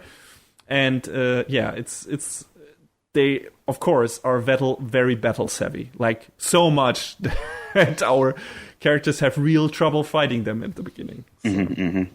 Yeah, basically the season is, like you said, continuing where the second left off. It, again, adds more to the lore. It adds more to the characters. You know, we get Elf 9, not to be confused with from Valbrave. Who is, by the way, which we also learned pretty early on, is a homunculus. So basically doesn't really have a gender, but, is kind of dressed, looks like a girl. That is kind of helping our crew along, and, that happens. And then basically we have these confrontations between the autoscorers and Carol and our main guys, and most of the season is about finding out what Carol's deal is again, and what her goals are, and what she's doing, and what her master plan is, and everything, and learning about her background and stuff like that. So, and a lot of fighting, of course, and this season is also about, funnily enough, dads. A lot about this season is about dads. We talked about Carol and her father being burned at the stake, and how that motivated her. There is a lot of stuff we learn about Hibiki's dad. There's a lot of stuff we learn about Tsubasa's dad, and that is more fucked up than you can imagine. Honestly. But yeah, that's a core theme of this show, and some of that stuff was handled really well, in my opinion. Some, but we'll talk about that in the spoiler section. But overall, this season went a lot deeper character-wise than some of the... the first one had some good character stuff too, but especially than the second season, this one showed us some interesting new stuff about its characters, and took them to new places, and showed us interesting stuff about their past and everything. And I really, really liked that about GX. It was super, super cool in that regard. I really liked Carol as a villain. I think she was super interesting. I like the autoscorers a lot. I think overall the cast of GX is super strong. And the plot. I mean, it's nothing super special. Again, Carol's motivation is, a bit different from the one before, but her goals or the methods of achieving her goal, it results in the same kind of thing that the other shows did, which is basically we have to stop this person from destroying the world in a way, which all the other seasons amounted to too. So, for one reason or another.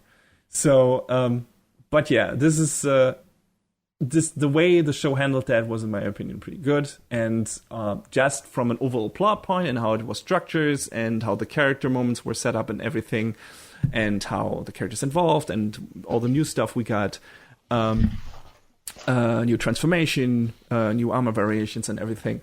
I really liked GX upon revisiting it, even if I had to skip through the last 4 episodes because I was running out of time. But I really enjoyed that show. Some really cool fights in that, and some really cool character moments. How did you like that season compared to the first two? I mean, thinking about it now, I guess I liked that, in the first 2 series, we were getting introduced to these characters, and they all seemed pretty interesting. The shift toward, character development in this series, I think, helped to distinguish it a bit more, and help with the world building.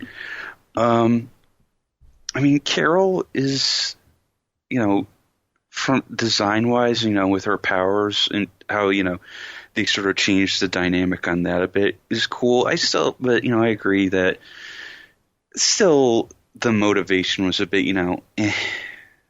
Yeah, it was a bit flimsy, because it's first you can guess it from the first episode why she's doing what she's doing. Yeah. and they don't really add much to that. That's why we gave it. That's why we gave it away in the first, like in this section. It's pretty clear. It's just not clear how she's doing it or what her method is in the end. That's pretty much, that's kind of the spoilery stuff for this season, but not why she's doing it. So and not much. Like I said, not much gets added to that. There's no much mystery behind, her character. There's some interesting lore behind her, and some interesting stuff about her powers, and we learn more interesting stuff about the history of the relics and everything, and alchemy and all that good stuff. And that is also set up for later seasons. But that is just her motivation, or her arc is a bit flimsy. More interesting is her relation to Elf 9, and how that affects our main characters and everything. So I can see why you would come away from this season as like, okay, this had some strong stuff, but not all of it. We're probably gonna talk about it closer to the end, but I felt like the songs in this season were probably some of the strongest. So, oh yeah, one small bit I want to mention before we go into the spoiler section. The first episode has probably my favorite action, or one of my favorite action moments in the show.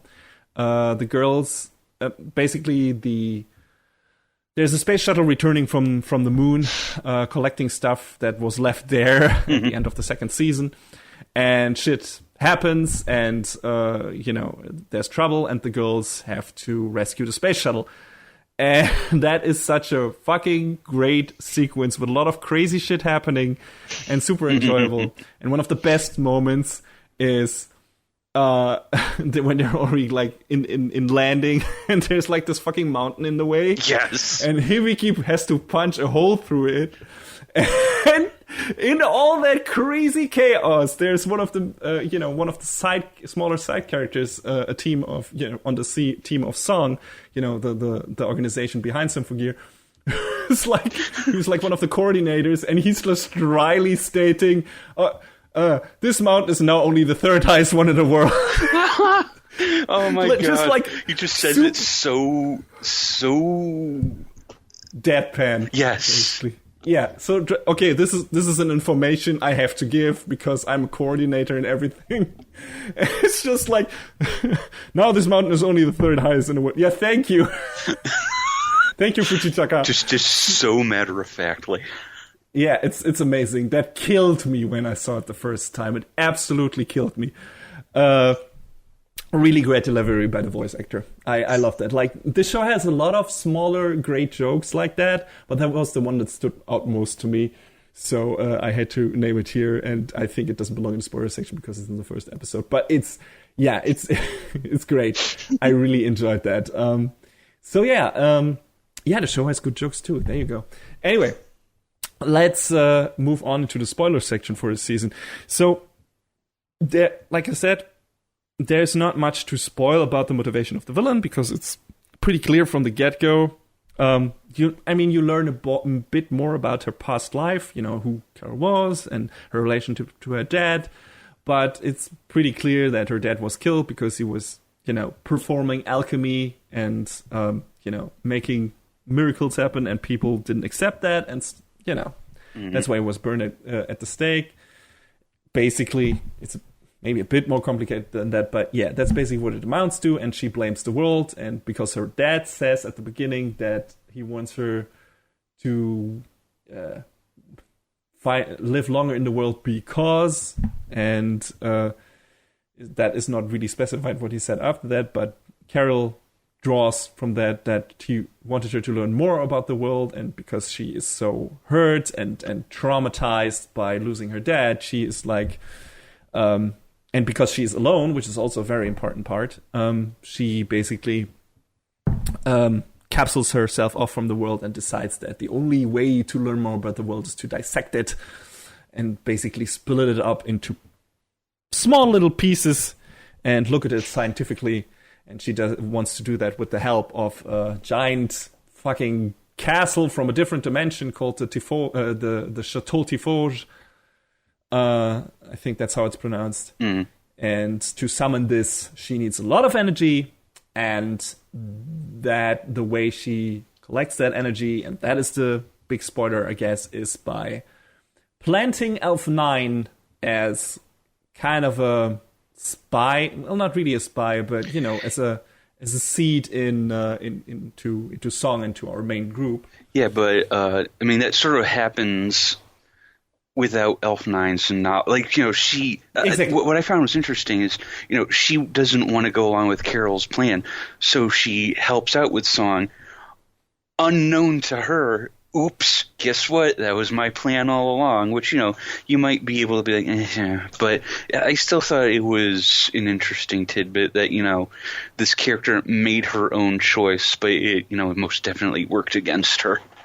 Yeah, it was cool, especially because the show did such a good job of convincing me that Elf 9, genuinely wanted to help those people, and then when they revealed that, Carol can basically see through her eyes, see what she sees, hear what she hears, and basically can see everything that's happening and steering her in a way.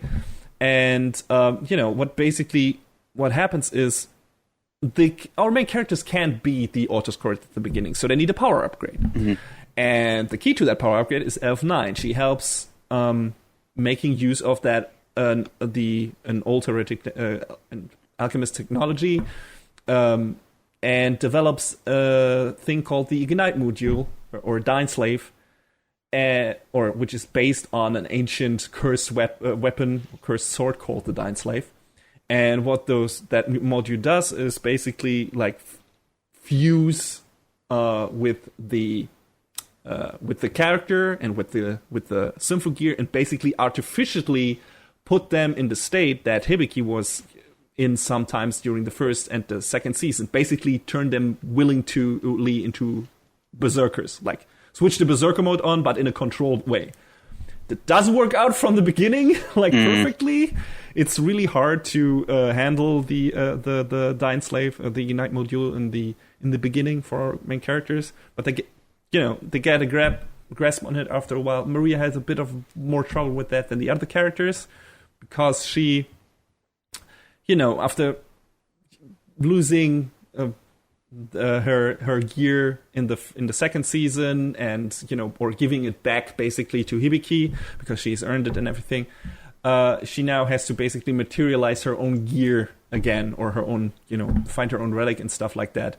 And she doesn't have both the three new cast members, Kirika, Shirabe, and her, they still have to rely on Linker to make use of the gear, because they're not naturally attuned to that stuff, and they can't, just like Kanade, they can't make it work without the Linker, and that has its own, problems. We know about the side effects of Linker, because it's a strain on the body and everything, and it only works for a limited time. And Elf 9 helps with that, makes them, makes Linker more effective, but also gives them the Ignite module. And once they get a handle on that, they are actually able to fight and eventually destroy the autoscores. What they don't know is that was, like you said, Carol's plan all along, because through the Ignite module, they got such a power upgrade that basically the power they use gets transferred to the autoscorers when destroying them, and that power then gets transferred to the Chateau Typhage, that giant castle that Carol needs to dissect the world. So yeah, that's basically through most of the season, our main cast is directly playing into the villain's hand. Everything is Keikaku Dori. Exactly. I don't know if that sentence uttered in the show. I don't remember. I don't think it was, but it might as well be. Yeah, exactly. I mean, that has been done before in other shows a lot. I knew this was all along, but I think they did it rather well, and it didn't feel like it was out of nowhere or anything. Oh yeah, that makes sense naturally. I mean, Elf 9 is a body created, or one of the many bodies created by Carol to continue her life on Earth, to prolong her lifespan. she's created many bodies over the years. She's several hundred years old, I believe. And Elf9 is one of those bodies, but, used basically as an assistant before. But, she's I don't know, he, she, whatever, is a, let's say she is a different character than Carol. And, that's, so that was pretty cool. There was just a neat plot development that was, like, more surprising than the actual motivation behind Carol's actions, everything. Because, like I said, I generally believe that Elf9 was a good person, and she is, but was used by Carol, and that when the art scores got destroyed, and we're like, I'm the firstborn. And like, what the fuck? What's wrong with you? Why are you happy to be destroyed? And like, oh, okay, this is part of the plan. Yeah. So that was cool. I like that. I also liked the story arc with Hibiki and her dad. Yeah, I like that a lot too.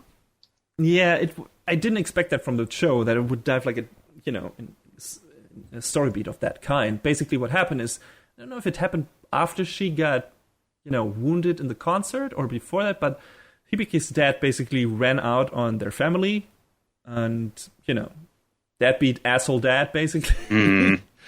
And then in this season, she, by chance, runs into him. He's a waiter at a restaurant now, I think. And, or Miku runs into him, and then, Hibiki joins up with her, sees him, and, like, loses her shit. And it's like, holy fuck, I haven't seen you in years, and stuff like that. And, then some of the episodes in the season, it's Hibiki mustering up the strength to face her dad again, because of course she hates him kinda because he ran out on her, and then you got the nice contrast or complement to that with Carol only acting on in for the sake of what she believes to be her dad's legacy, and Hibiki's like, my dad didn't leave me anything, like I don't remember anything substantial from the time with my dad. And so this is a nice contrast between these two characters. One character only acting basically as a twisted will of her own father, and the other one not having any connection to her father whatsoever anymore, or believing it to be that case. Both of them being kind of misguided in their relationship to their father, because it turns out later Hibiki actually has something that her dad left her, and that was also a pretty cool moment, because it's kind of a integral character piece of Hibiki, and that is, like, I guess, her catchphrase that she always says, like, everything will be alright. And it turns out that her dad left her, or was the one that was always saying that to her. And that moment where she realizes that, and what that means, that this mantra helped her overcome the really difficult parts in her life, working through physiotherapy after the incident, and being alone in school for a while, not having any friends, being shunned by their neighbors and everything, being blamed for being the only survivor of that noise concert incident and everything. So that helped her. That helped her survive those difficult times, and that again establishes a connection between her and her father, and that was really interesting. It's like, also the series did a really good job at not hastily making that happen, because in the beginning her dad still pretty shitty person. Like, when they meet up in the cafe, he's like, she's like, I really would like to know you again. This is hard for me, but I want us to be a family again. And he's like, couldn't you talk to mom? And he's like, this is difficult to me. Could you not talk to her? I mean, I have to think of my pride as a man. Or like, shut the fuck up, you asshole. Yeah. You ran out of them. Shut your fucking whore mouth, man. Anyway, yeah. He starts out like as this really unlikable deadbeat asshole. And, but when things get really, really dire, he comes through, and that that surprised Hibiki of all people more than anything, and that, was a really cool moment. And it took some time leading up to that, and it was cool. It showed like, okay, he is definitely not a perfect person, and the show didn't make it easy by, okay, he's a good guy and everything. It just, maybe stuff didn't work out. He's still kind of a shitty person, but even in that kind of shitty person, there's something good underneath that can be drawn to the surface, and there's chance for change and growth and evolution, which is also matching very well with overall themes of the show. And I thought that was really well realized. You appreciated it too, as it seems. Yeah, I mean, there's this, he just sort of comes out of nowhere, but I like that there's more to, just, oh, hey, I'm your dad to it than that. There's that reconnection between them that, you were talking about that. I don't know.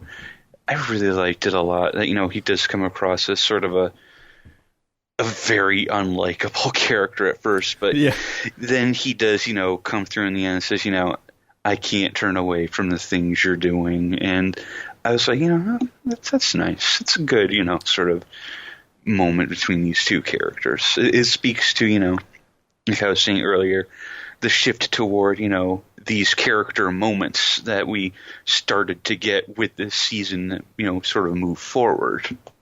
And I really appreciated that. And that's why I think GX does maybe the best job at those moments. Like, this is really strong. I mean, first season has some really good stuff with Chris and, her warming up. I think one of the key parts in that is Gendro, because, he helps her out and everything and makes her realize that not all adults are shitty assholes. And, I think each season hit that, but just this one felt really good. Tsubasa's, confrontation with her dad and what he is about and everything is also interesting. It's not as well realized as Hibiki's arc concerning her dad in this season, but it's still, it's also not super bad. It's not bad or anything. Like, it's good stuff, and it, again, makes her character more interesting, and seeing the family dynamics and stuff like that, and also, getting her character closer to Maria, because in that particular episode and story moment, they stick together, and you see that they become closer to each other and become like a tighter team, which it seems like the show was trying to get there from I don't know, from the beginning when Maria was introduced. So yeah, that also felt really good. Mm-hmm.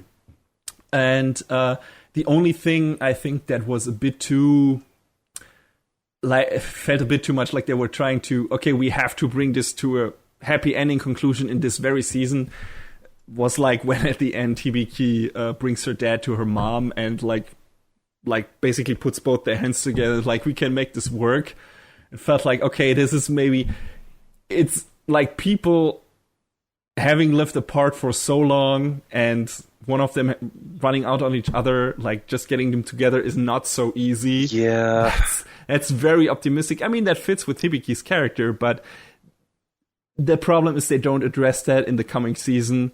So this is where we end on, and it feels like, okay, if I believe strong enough, it's as easy as that, which is nice. Okay, I get it. It fits well with the theme of the show, which is all about bringing people together through song. I mean, make people, end all wars. People just need to talk to each other to understand. We can find common ground. The show, that is what Hibiki's character is all about. Every time she faces a new threat, a new antagonist, she's like, Can't we talk this over? Like, why do we have to fight?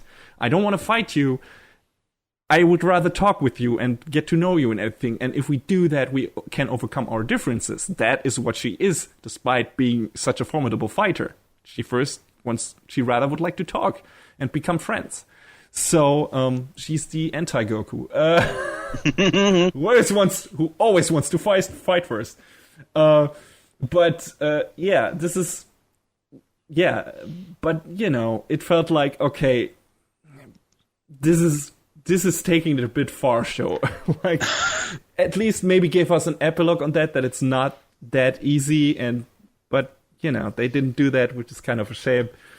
I expected more of from them after they did such a strong, such a good job with the rest of that arc. But oh well, I'll take it. I'll take it for what it is. Yeah. Anything more you wanna talk about in terms of season 3? That is not going to be in our best of list. Can we talk about the beef stroganoff song? Oh boy, I almost forgot to mention that. like we could have put that in our non-spoiler section, but okay, let's do that. But okay, so I forget what episode it was, but they come. There's the eye catch coming back from a commercial break, and all of a sudden, it's Hibiki, Miku, and their 3 friends singing about making beef stroganoff, and it's like, I'm sorry, what show am I watching again? it was kind of non sequitur out of nowhere. I mean, it's a song, so it fits the show, but it was like, what? I seem to recall it being in stark contrast to what came immediately before it as well. Yes. So I think it comes immediately before the story setup of what Carol is about and everything, and facing off against the Autoscores for the first time, and it's like, who kill a lot of people and shit, and sucking the life energy out of people. Yeah. It's like, and now something completely different. Also, did you know that you could make beef stroganoff without meat? Very interesting. I mean, it's one of those things where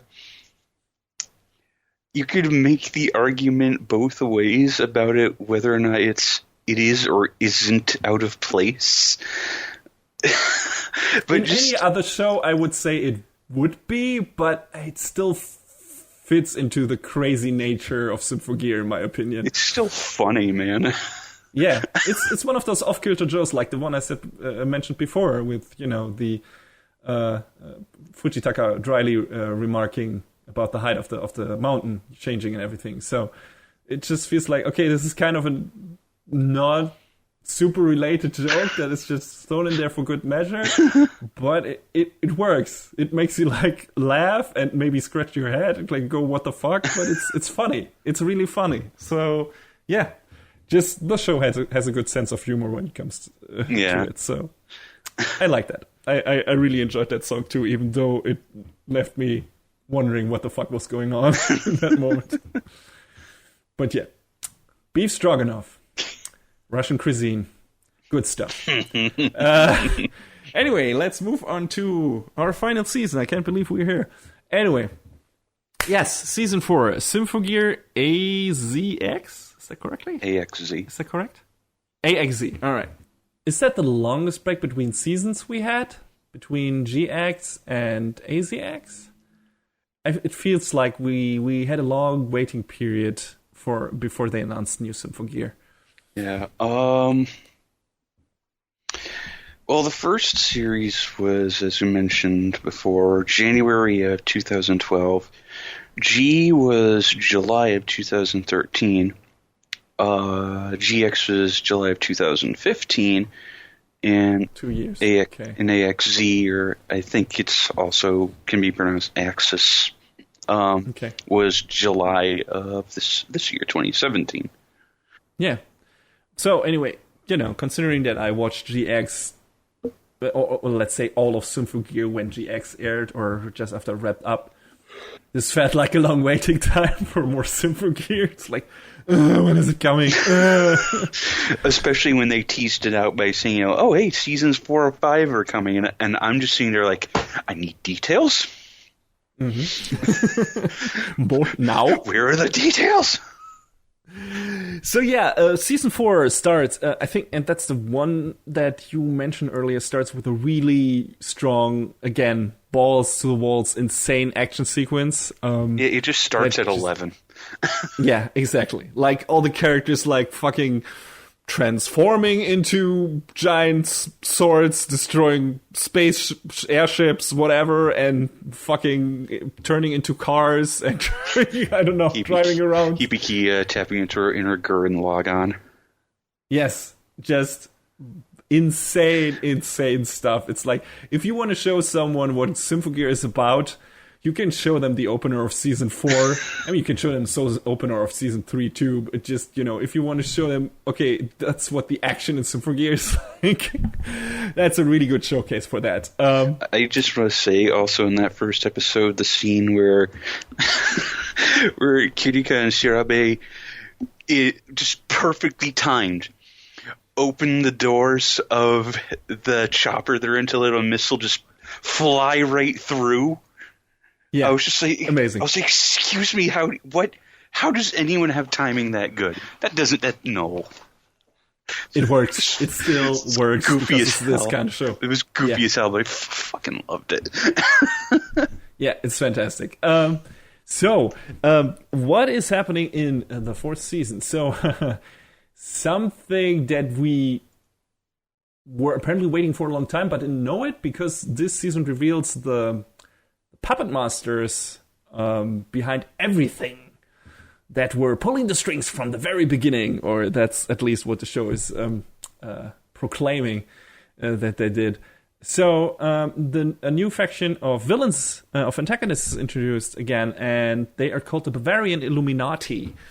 And as it turns out, and which is made pretty clear in the first few episodes of the season, they are basically the secret organization that has been pretty much like on Earth for like I don't know, a huge amount of time, a long time, and they have been pulling the strings on a lot of stuff in the previous seasons, like that. We get some major retconning in that regard, like they were the ones funding Natasha and the FINA group that Maria, Kirika, and Shira were part of.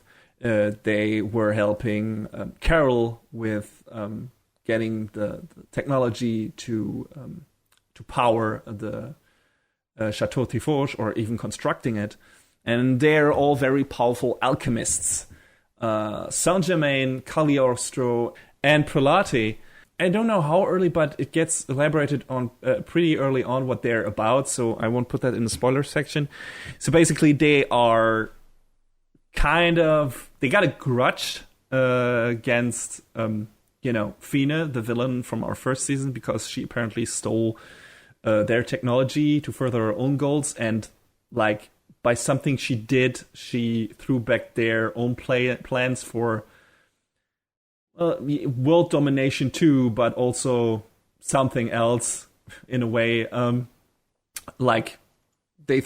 a long time, they were stripped of power in a way because of what she did, and then she took over basically and developed the Symphogear technology and everything. So but they were there before that and made basically all that what happened in the first season, and the technology behind everything in this possible. Like I said, they were instigators for some of the main antagonist plots that happened in season 2 and 3.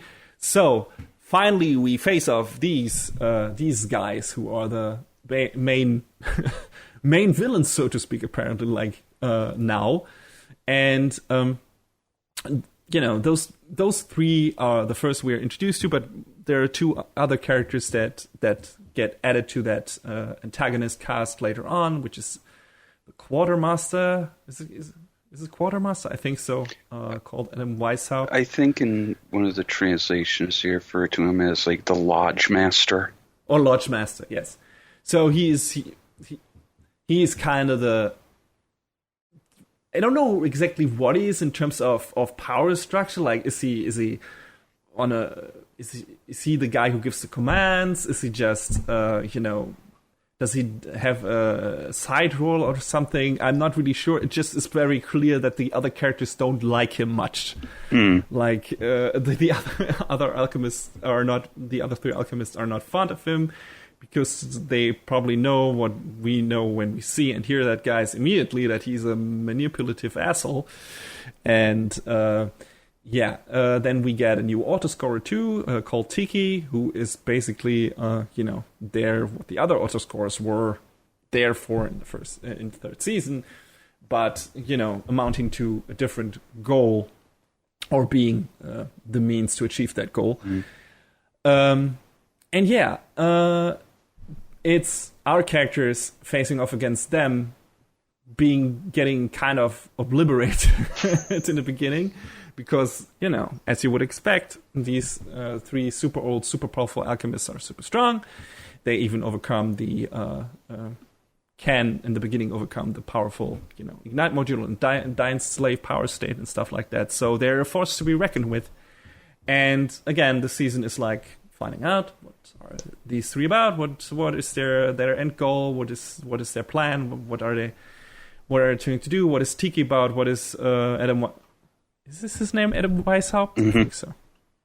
What is Adam Weishaupt about, everything. And that's basically what happens in the show. We get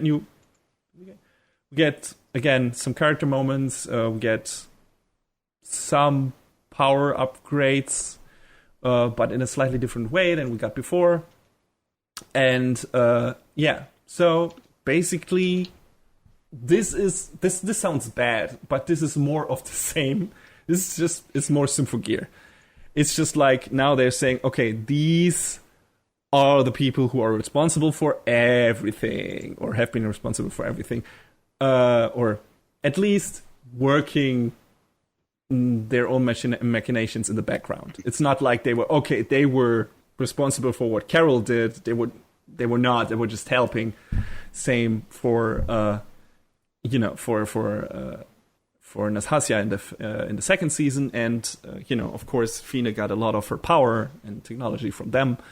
So they're an important force in this universe. So the lore gets expanded upon a lot in this season, and we learn also a lot more about the relics and what the Curse of Belial is about. I hope I'm pronouncing that right. Maybe it's Belial. I don't know. But what that curse is about, and how that relates to our main characters, how that relates to the alchemists and everything. So the plot gets, and the universe gets developed a lot more in the season in that regard. Action scene wise, I feel, aside from the first super, crazy scene, there are not that many high points in this as in the other seasons. Like, at least I don't remember as many cool scenes or standout scenes as I did in the other seasons. But maybe that's because I just rewatched the first three, and now for some reason the fourth season is the one that lies the furthest back for me memory wise. But I don't know, how did you feel about that? Did you feel like there were some really standout action scenes that did more than the other seasons did, besides the one in the first episode? Because that was really good. Yeah, I mean, I feel like it didn't really quite hit the same highs as everything that had come before it. But I mean, obviously, yeah, that first episode action scene is friggin' insane, and I wouldn't really say it goes largely down from there, but it stagnates. Yeah, it's sort of like maybe a half step from where it was to begin with. Again, this feels this season, the fourth season. I want to say sadly makes it sound so grim. I still like this season, but again, this feels a bit like an intermission, just like season 2 did for me. It feels like, we're setting up these new characters and these new lore aspects, and we're doing this feels kind of more like a prologue to season 5 than it feels like its own concluded, interesting, story arc as, the first and third season did. Well, considering the fierce-ass cliffhanger they leave us on, I'm inclined to agree. Yeah. And, and you feel like there's there's a lot of padding in this season. There's a lot of time spent in the training room. Characters, training to find a new combination, to work together. Characters trying to find a way to make better use of their power, overcome difficulties using their power and everything. So a lot of time of people training, which didn't really happen in previous seasons. We get like short training montages of Hibiki training with Genjuro to music, but that's only 1 minute or something. But in this season, we get almost entire episodes dedicated to characters training, doing training sessions and everything, or at least half episodes. And that felt, that felt kind of like filler to me. And that was a bit of a letdown. Which is, I like the training montages in the intro sequence because that was cool. Yeah, they're great. But then they're fantastic. It was kind of it doesn't feel necessary to spend that amount of time on it during the show's runtime. And it felt like they had to prolong the episode count to get it to 13 again, and the story itself was only laid out for half of that. So in certain parts that was kind of disappointing. Also, I had a bit of a problem with the villains in this season. Yeah. The Bavarian Illuminati are just not interesting. Yeah. I will say that as far as the theming goes, the fact that they used names of actual members of the Illuminati or the occult was, that was pretty nicely on point. But I gotta be honest, Adam feels like he's bad for the sake of being bad. Yeah. And it's kind of like... He's an asshole because he can. It's okay, so why should we... the previous villains, you gave us a reason to care about them. And there's nothing to really care about with him. Yeah, he's like this powerful force, that has the power to obliterate everything, and that's pretty much it. And he was there from the beginning, and blah, blah, blah. But, that's pretty much the problem with all of the antagonists. We got interesting backgrounds for most of our villains in the previous season. We didn't really get anything for the villains in this one. We learn what they're about, and it is, we our history or our legacy got destroyed by Fina, and we have a grudge, and we have to work again to make our goal happen and everything. But aside from that, we learn nothing about their past. Where are they coming from? What was their life like before this? We don't get any flashback, or not a real flashback of them encountering Fina and everything, and how that turned out. I think only smallest glimpses, if at all. Correct me if I'm wrong, but I feel like there was nothing in that regard.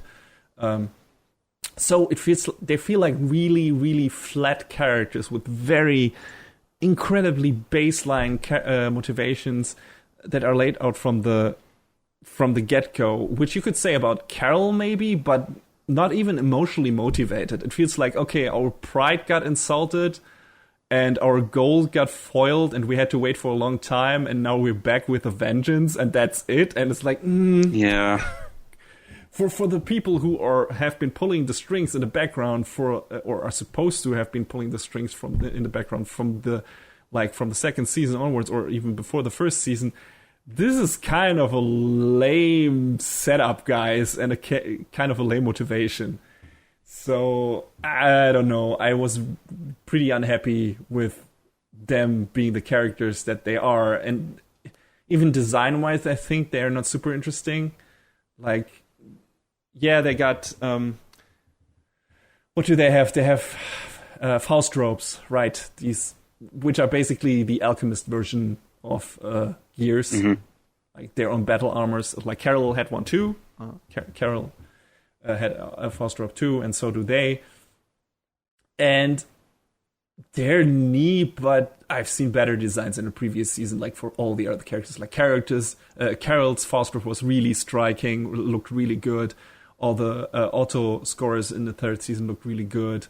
of course, I like the designs of the added cast members, Maria, Shirba, and Kirika.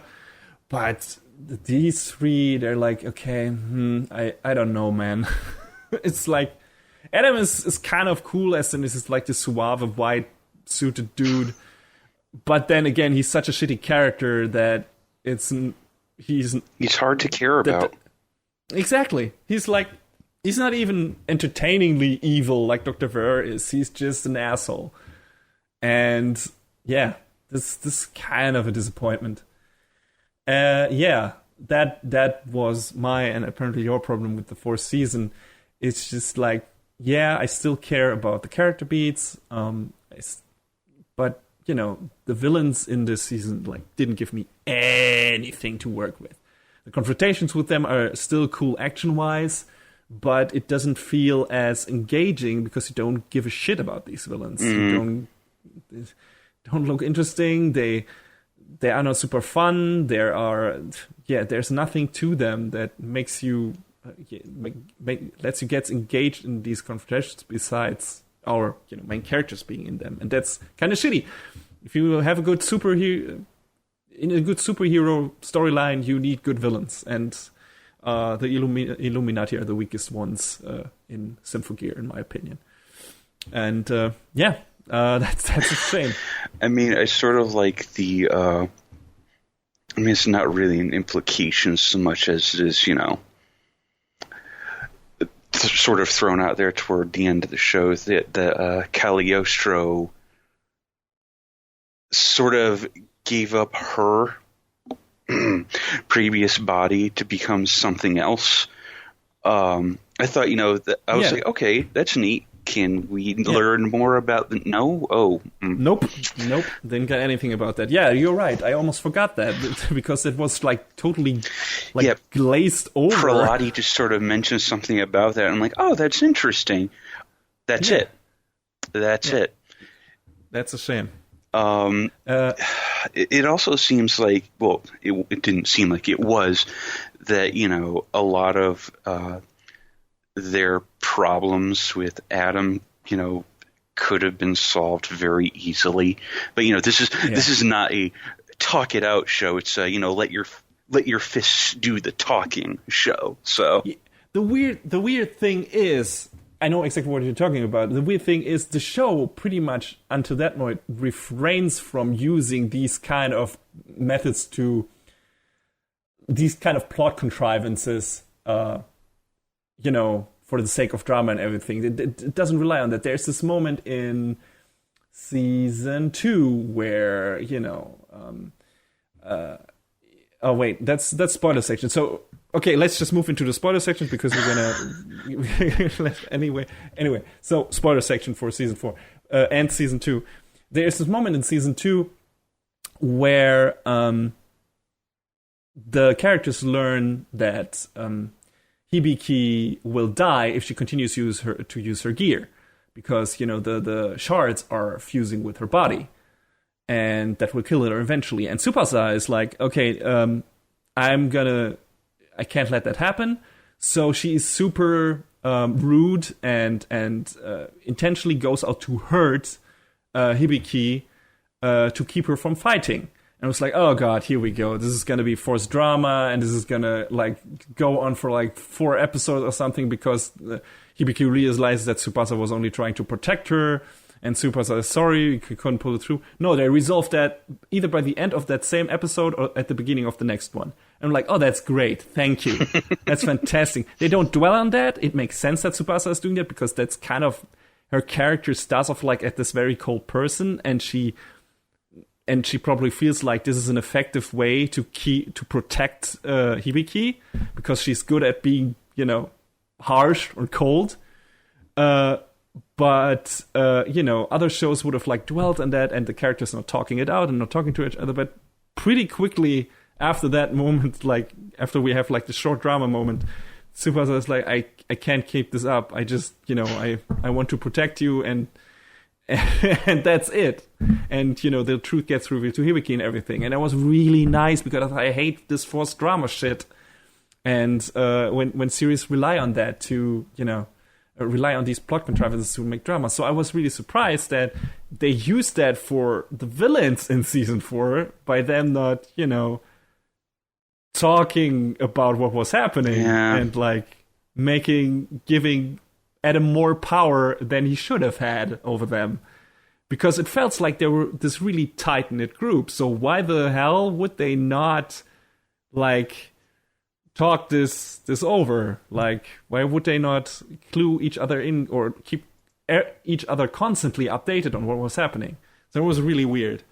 Also, I mean, you could say that, okay, maybe they were, because Prelati and Cagliostro, after being assumably destroyed, just pop up in the final episode. Oh, we weren't dead, and help, or not really, or not dead yet, and help Saint Germain to kill or help kill the bad guy, or destroy the rocket, the nuclear missile. I don't know what they did, but they helped her anyway. Yeah, that was a little. But that felt kind of out of nowhere. Yeah, it was like, it was very convenient. Yeah. Even for this show, it was a bit too convenient, especially because they made kind of a big deal of the characters dying, in the way they did, being used only, as tools by them and everything, and not being able to tell Sencham and everything. And then, no, we still remained some of our power or fooled Adam into thinking we were dead, and now we can die by helping you. I don't know. It was all a bit weird and convoluted and unnecessary. The villains in this season are just not good stuff. Yeah. It's a shame, and it feels like I said, most of the good stuff is the setup for season 5 that is like delivered from this storyline, where we learn that the beam in the second season that destroyed the shards in Hibiki's body and made her find Gungnir like for herself and work for it and, attain that power for herself again. That also turned her into a weapon called a God Slayer and gave her like the supreme power to destroy gods and everything.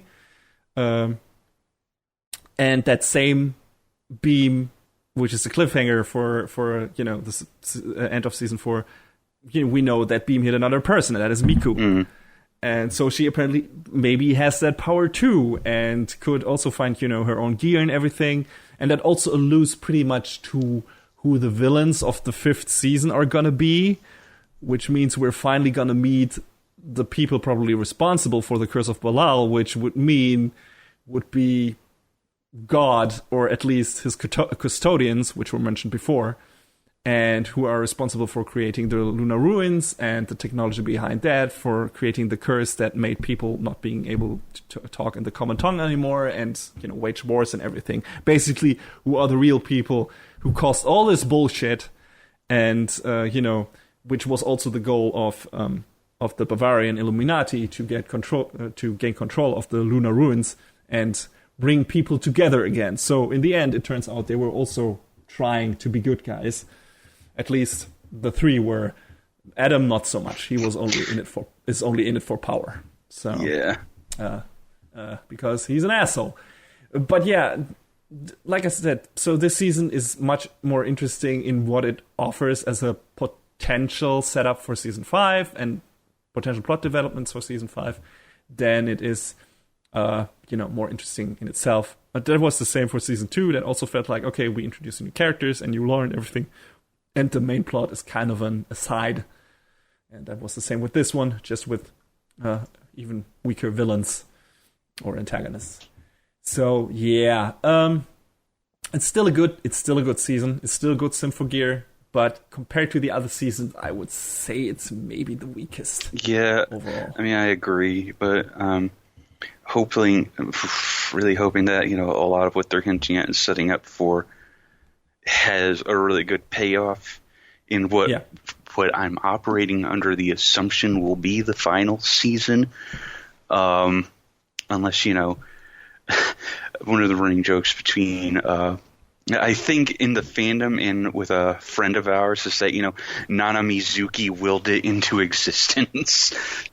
So maybe if Nana wills it, there will be more Symphogear. But, I'm just waiting to see what happens in season 5. And then, the show got more play than I thought it would. And I'm happy with where it came from and what we got out of it. It's like any show. It's had its highs and its lows, but it's good fun. It's a fun watch. And after the first season, I would have, if I wouldn't have watched them back to back, would have said, oh, this is a good self-contained story. This is nice. This doesn't need a sequel. And after the second season, I would have said, okay, they're losing their drive, they're losing their touch a bit, and I don't think this needs another season. And then after season 3, I was like, okay, I definitely want more seasons of this. Now I'm back at, I hope, they haven't, outlasted their welcome and, haven't run out of ideas. But maybe after the end of season 5, I will feel like after the end of season 3 again. So the run of the series has been kind of like a waveform, where it's like up and a bit of going a bit down again, then going up again and going a bit down again. So we'll see. Maybe season 5 will be a big high again, character story-wise and I hope so, plot-wise. And it doesn't mean that season 4 is bad or anything. There, again, like just with season 2, there are enough neat little character moments in there, like Maria's internal struggle with overcoming the reliance on Linker and remembering how much her past under the training under Natasha was pretty good. Like, we get into we dive into her subconsciousness and get to meet Dr. Verrigan for some reason, because he's the manifestation of her I don't know, psychological blockade to overcome her own weakness or something like that. But yeah, that was cool stuff. Chris' side story with the 2 siblings gave us some neat insight into her past, before her parents died and when her parents died.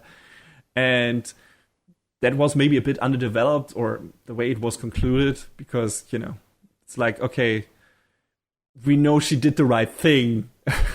So why is the sister being such an asshole? But yeah, that was also still, that wasn't a bad character moment or anything. So that season did something with its characters. It's just like, again, just like season 2, it feels like the rest was a bit of a mixed bag, and in case of the villains, not good. Yeah. So there you go. With that, we have reached the end of our overall review of all season, but not the end of this episode, because we have to give you our opinion on some of our favorites from the show. And first section we want to talk about is what maybe your general anime trash that we are would call best girl. So, which of the main characters, which of the girls is our favorite character? And John, why don't you go first and tell us what your favorite of the characters was? I really, really like Hibiki a lot, because she's from the very beginning she's drawn into this crazy circumstances, but she always maintains this yeah, we can do it attitude for the most part, and just seeing her trying to solve all of these problems, sometimes with her fists, which because she's we do see that she can be very quick to action, I guess you could say. But she also she doesn't rest on that. Right. It's not like that is her only solution to problems, and she's like, okay, she's willing to listen too, though. Yeah, exactly. And she realizes that some of the most difficult problems she can't solve with her fists. And I think when she comes to that realization, it's sort of it definitely helped flesh her character out quite a bit. Yeah, and she got some of the strongest character moments. I mean, she is the main character. She's supposed to have some of the strongest character moments. But some shows are not able to pull that off. Sometimes it's in certain anime, the main character is the least interesting person. Not so in this case. The stuff with her father, her developing a relationship with Tsubasa in the first season is really good stuff, like, because they come from so different end of the spectrum and have to start working together and everything. And, just her ability to bond with certain characters and, her relationship to Miku and everything is really good stuff and makes her character really relatable and sympathetic. So, yeah, you're right. Mm-hmm. She's a cool character. I think my favorite, though, is Chris, because I just like that she starts out as antagonist, really brash, loudmouth, and, manipulated by Fina and everything, and then questioning or being forced to question if that is really who she is, and then, learning more about herself and everything, and, we learn that she is actually a good character, and once she overcomes that hurdle, she becomes one of the strongest members of the cast in terms of caring about her friends, and she always hides that under her, I don't know, her brash demeanor and everything, and her potty mouth, and but you get the feeling that she cares for everyone so much. She cares for especially for Kirika and Shirabu, because she considers them her underclassmen, so to speak, because they joined the organization up here, and she feels responsible for them, and that's when they have to rescue her, she feels really bad because she's supposed to be looking out for them. And all the character moments with Tsubasa and Hibiki and everything, and she often has to be the one who gets the characters to to come to their senses and punch some sense into them. The scene I mentioned earlier where Tsubasa is mean to Hibiki and everything. She's the one that resolves that situation, kinda. So yeah, she starts out as a character that I pegged as a one-note underling villain, and then she turns into a completely different character, and I really liked her arc and her later role in the show and everything. And yeah. She's a cool character. I like in the first episode of AXZ where she just yells at Hibiki Miku what everyone is thinking. Get a room, you two. And it's like yeah, okay, thank you for being the one to say it. Also, I really like that she's totally out of shape. I mean, she doesn't look like it, but when they have a training montage, I don't know if it's in the second or third season, but Hibiki and with Genjuro, Hibiki and Tsubasa are doing really well, and she in the battles it looks like she's super informed, but basically she's a gun type character, so she's utterly she wouldn't have to move that much, but she's really out of shape. She's really struggling keeping keeping up with them during the training, and she's really out of breath and everything. It's like, holy shit, can we stop this? I can't. This is too hot-headed for me, and it's really, really fun and relatable. She's also a messy eater. Yeah. and Tsubasa can keep her room clean. That's also a fun running gag. It's like everyone that sees her room for the first time is like, holy shit, what happened here? The noise attacked. And she's super embarrassed. No, I don't know how to clean my room. It's amazing. That makes Tsubasa really endearing. But yeah, if that tells you anything, the show is full of great characters. Yeah, so let's move to the next section. Best gear. So what's the best armor design and the best weapon and everything, in your opinion? I actually really like Kirika's gear, Ika Lima, a lot. Ditto. Just because, it appears initially as a scythe, but, it's so much more than that. Yes. And the hat, going back, or the helmet, hat, whatever you want to call it, she wears just, I don't know, gives me sort of a witch's hat sort of vibe almost, but not quite. And, just seeing her with this huge multi-purpose scythe, it's really cool. I don't know. I just really like it a lot. Maybe you can enunciate it a little better than I can.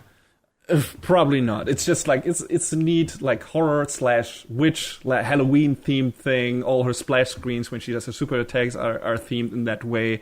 When she transforms and the armor in the second season they start with that, I think, or in the third one, when the armor parts attach to her body, you hear this creepy scream where it's like and when she does certain words, it's like, okay, that's a cool theme that they pulled through. Then you got her saying overpronouncing death all the time. It's just fun. It's just her character design is fun, and how they extended that theme into her attacks and her transformation and everything was really cool. So yeah, just a cool idea. And that would also be my favorite, I think. I really like her design. I'm also very fond of Hibiki's gear, Gungnir, and respectively Black Gungnir from when Maria still has that. I mean, she changes to a different gear, but I just like the way Hibiki fights with that gear, like it having like this pull back trigger for her fist. It's just so super cool, and for her legs too, where it's like just anchored to the ground, and then she can either spring with that, like very high in the air, launch herself, to the enemy, and later, like we said, we get like a Gurren Lagann thing going with her, and it's just she has like really cool attacks, and like her fighting style and everything, and her gear is part of that. So I'd say those two are my favorite. It's like a general sort of thing across all of the characters. I like that the Ignite module, which is, it's not really, I guess, artificial power boost, I guess you say, how it changes the gears black, but X Drive, which is like, the natural, like, unlocked power, changes the gears to be white. I just think, that dichotomy between the two, that very clear, this one is, just temporarily tapping into that power, while the other is, fully getting in there. I thought that was really cool. Of course, I personally prefer the black versions, but whatever.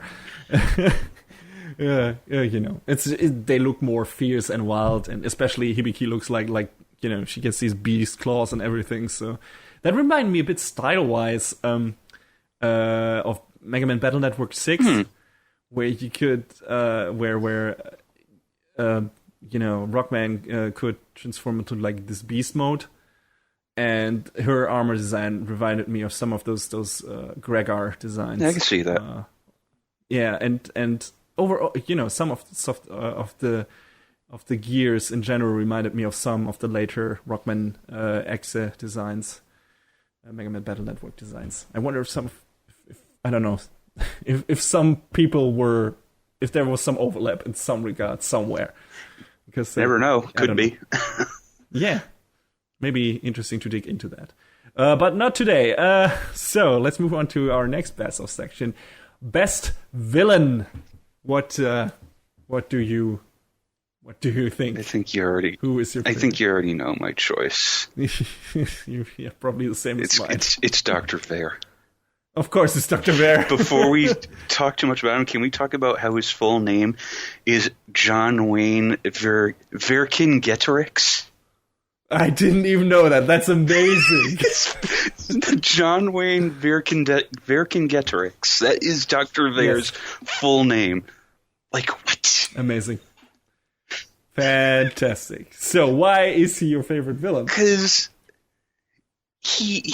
you see that he has this vision for himself in mind. Like, I'm going to be this hero for the people, in spite of his actions. Yeah. And he's just so far unhinged. And Tomokazu Sugita he just hams it up so much as Dr. Vare. He's so great, and I love it. First, the fun thing is he plays the character kind of reserved, like in the first 2 to 3 episodes. But that he appears in, but once his true motives are revealed, he lets loose. And I mean, he not only chews the scenery, he fucking devours it. It's amazing. Like, when and like you said, he's he's got this weird, like totally twisted vision of himself as being the hero or trying to be the hero. And, he's, a fucking insane, crazy killer, like willing to kill several innocent people just to achieve his goal, because it's like, well, for the greater good, if we want to save as much people as possible, some have to die. And like, no, this is not how this works. Not in these kind of shows anyway. You should know that. And and he's like, he is so fucking crazy and over the top. And it's not like he's like, oh, this cool collected character like Adam is, who's just an asshole. Every time something he makes like a giant speech, it's like super threatening, something happens that throws him completely off guard, and he's like, ah! His facial expressions are some of the best too. I can't count the times he runs away from battle after like one misstep or one setback, and it's like crying, like, oh shit, I can't handle this. Ah! And then he finds something, it's like, okay, now I'm back again. I got my master plan. And something is like, no, this is not working out. He's like, what? This is amazing. He's so goofy, and you just love to hate him. It's amazing. It's like, he's so... Maria puts it the best once he finally dies. I mean, he comes back as a figment of her imagination, but, when he actually dies in the show in the third season, he asks her, like, am I finally a hero? And that's how he goes out. He goes out with a heroic act. Again, selfishly motivated because he wants people to admire him. But still, he actually manages to do a heroic deed. And he asks Maria, have I finally become a hero? And she says, like, yeah, the worst hero on the planet. It's like, yeah, that's what you are. That's what you are. You are the worst hero in this story. But it's fantastic. He's a great character. He's super fun. He's hilarious, entertaining, and like you said, Tomokazu Sugita does a great job at voicing him. It's a joy to see him, hear him work, and this it's just one of the most fun anime villains I've come across. He would have fit into JoJo. I don't know. It's good stuff. So no contest here. I mean, design-wise and everything, Carol and maybe Fina too are cooler villains, just in terms of their mythology and their background and everything. And being an actual threat. But Dr. Vera is fun. Dr. Vera is just the most fun villain. Just period. So yeah, he's automatically the best. So the last section, which has to be in this show because it's all about music, is the best song. Naturally. So this was super difficult for me right from the get-go. I'm going to start with this. I'm just going to say there's so many songs I like. There's so many. In this. So many good songs in this show. I'd say the openings make it pretty easy. It's either the second or the fourth one are my favorites. I mean, Synchro Grazer's great too, but second and fourth one a bit more. But just of insert and battle songs, holy shit. So many good stuff, like a lot of hibiki stuff with, I don't know what that instrument is, but you hear it in a lot of folklore, Irish folklore songs or something. Oh, I think, there's a little bit of bagpipes in there, isn't there? Yeah, exactly. It could be a bagpipe scenario. But yeah, I like that stuff. I like Chris's music. I like so many of them. I like the first time Maria is revealed to have a gear, like the first time the Black Gungnir theme comes out of the speakers is amazing. It's because it's like this epic chorus, like Gungnir. It's amazing. Yeah. But I think my favorite, and it's probably one of your favorites too, is Carol's song in the final confrontation of GX. Yes. Because it's so fucking good. Glorious Break is amazing. My favorite part of that scene is when Nana Mizuki hits, the phrase glorious break in the chorus, the volume for everything else is turned down, and for those two words, it's just cranked right up. It's like, yo, it's so good. It's fucking awesome. Yeah, I mean, I don't own any of the soundtracks, but I really should go back and get at least the soundtrack for GX just to listen to that song several more times, because I forgot about it. And when I rewatched the show, I was like, man, God, this one is so fucking good. Yeah, I mean, that one's one of my favorites. Another one of my big favorites is another song from GX, one of Hibiki's songs, Genkai Topa G Beat. And what did that for me was at the beginning of the song, and this, you're going to have to take your brain back an hour and a half or so to what I was talking about with Agematsu and his past works. That reminds you of Wild Arms. Yes. The start of the song starts with a whistle. And it's one of those. Now I know which song you were talking about. Actually, yeah. Of course, I didn't think about that, but yeah, sure. It's one of those things that if you've played one of the Wild Arms games before, as soon as you hear that, it's like, oh. And that was the moment that got me to look up, the staff that worked on Symphogear, and I was like, yo, okay, all right, no wonder this show has been so good and had such good music. Oh, so good. I love that song so much. Oh. Yeah.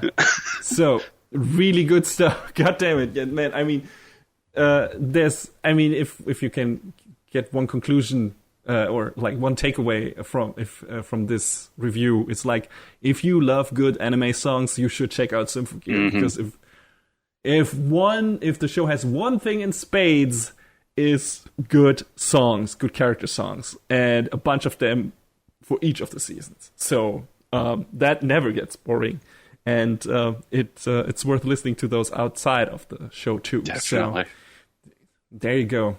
Yeah, I will do that actually. Gonna need that GX soundtrack. Anyway, yeah, fantastic. Yeah, finally, man, this was a long-ass show. I think the longest we've done in a while outside of sneak peek episodes. Yeah. And we've only reviewed one show. Well, basically 4, but I mean, we had to, because Symphogear is one of our favorite long-running series at this point, and I hope we were able to convey why that is the case. If you like action anime, if you like good songs, if you like super sympathetic characters and partially really well developed characters, and cool character moments, good villains and everything, good fights. If you like any of that stuff, you should definitely check out Symphogear. Don't let the magical girl setup dissuade you from checking it out. It's if you're like, oh no, I like my action tough and I don't know, manly or something like that for some reason, this is an amazing action show and you should definitely try it out. It's not your classical magical girl show, or at this point maybe it is, because magical girl show have gotten more action heavy and fight heavy and combat heavy, and this is just a really good entry in that genre. Several good entries in the genre, because by now we have 4 seasons of it. So, and we're both looking, even though we had some issues with the 4th season, but I think we're both really looking forward to the 5th one. Whenever that's... I'm always looking forward to more Symphogear. Like, 6 seasons in a movie, let's go. Yeah. The storylines of Symphogear are never super heavy on plot or super clever, but they are light, cheesy, fun, and cool stuff to see at every corner, with good character arcs and lots of great action scenes. So the lore is always expanded upon, and the universe gets bigger and bigger with every season, and there's always something new to see. So I'm pretty sure I can promise you that if you like the first season or like the first couple of episodes of Symphogear, you should keep going with it, and you probably won't be bored. You might like some seasons more than others, and some character beats and characters more than others. But I think you will have a good time if you stick with Symphogear. And yeah, I think, John, you would agree, Most right? I mean, definitely.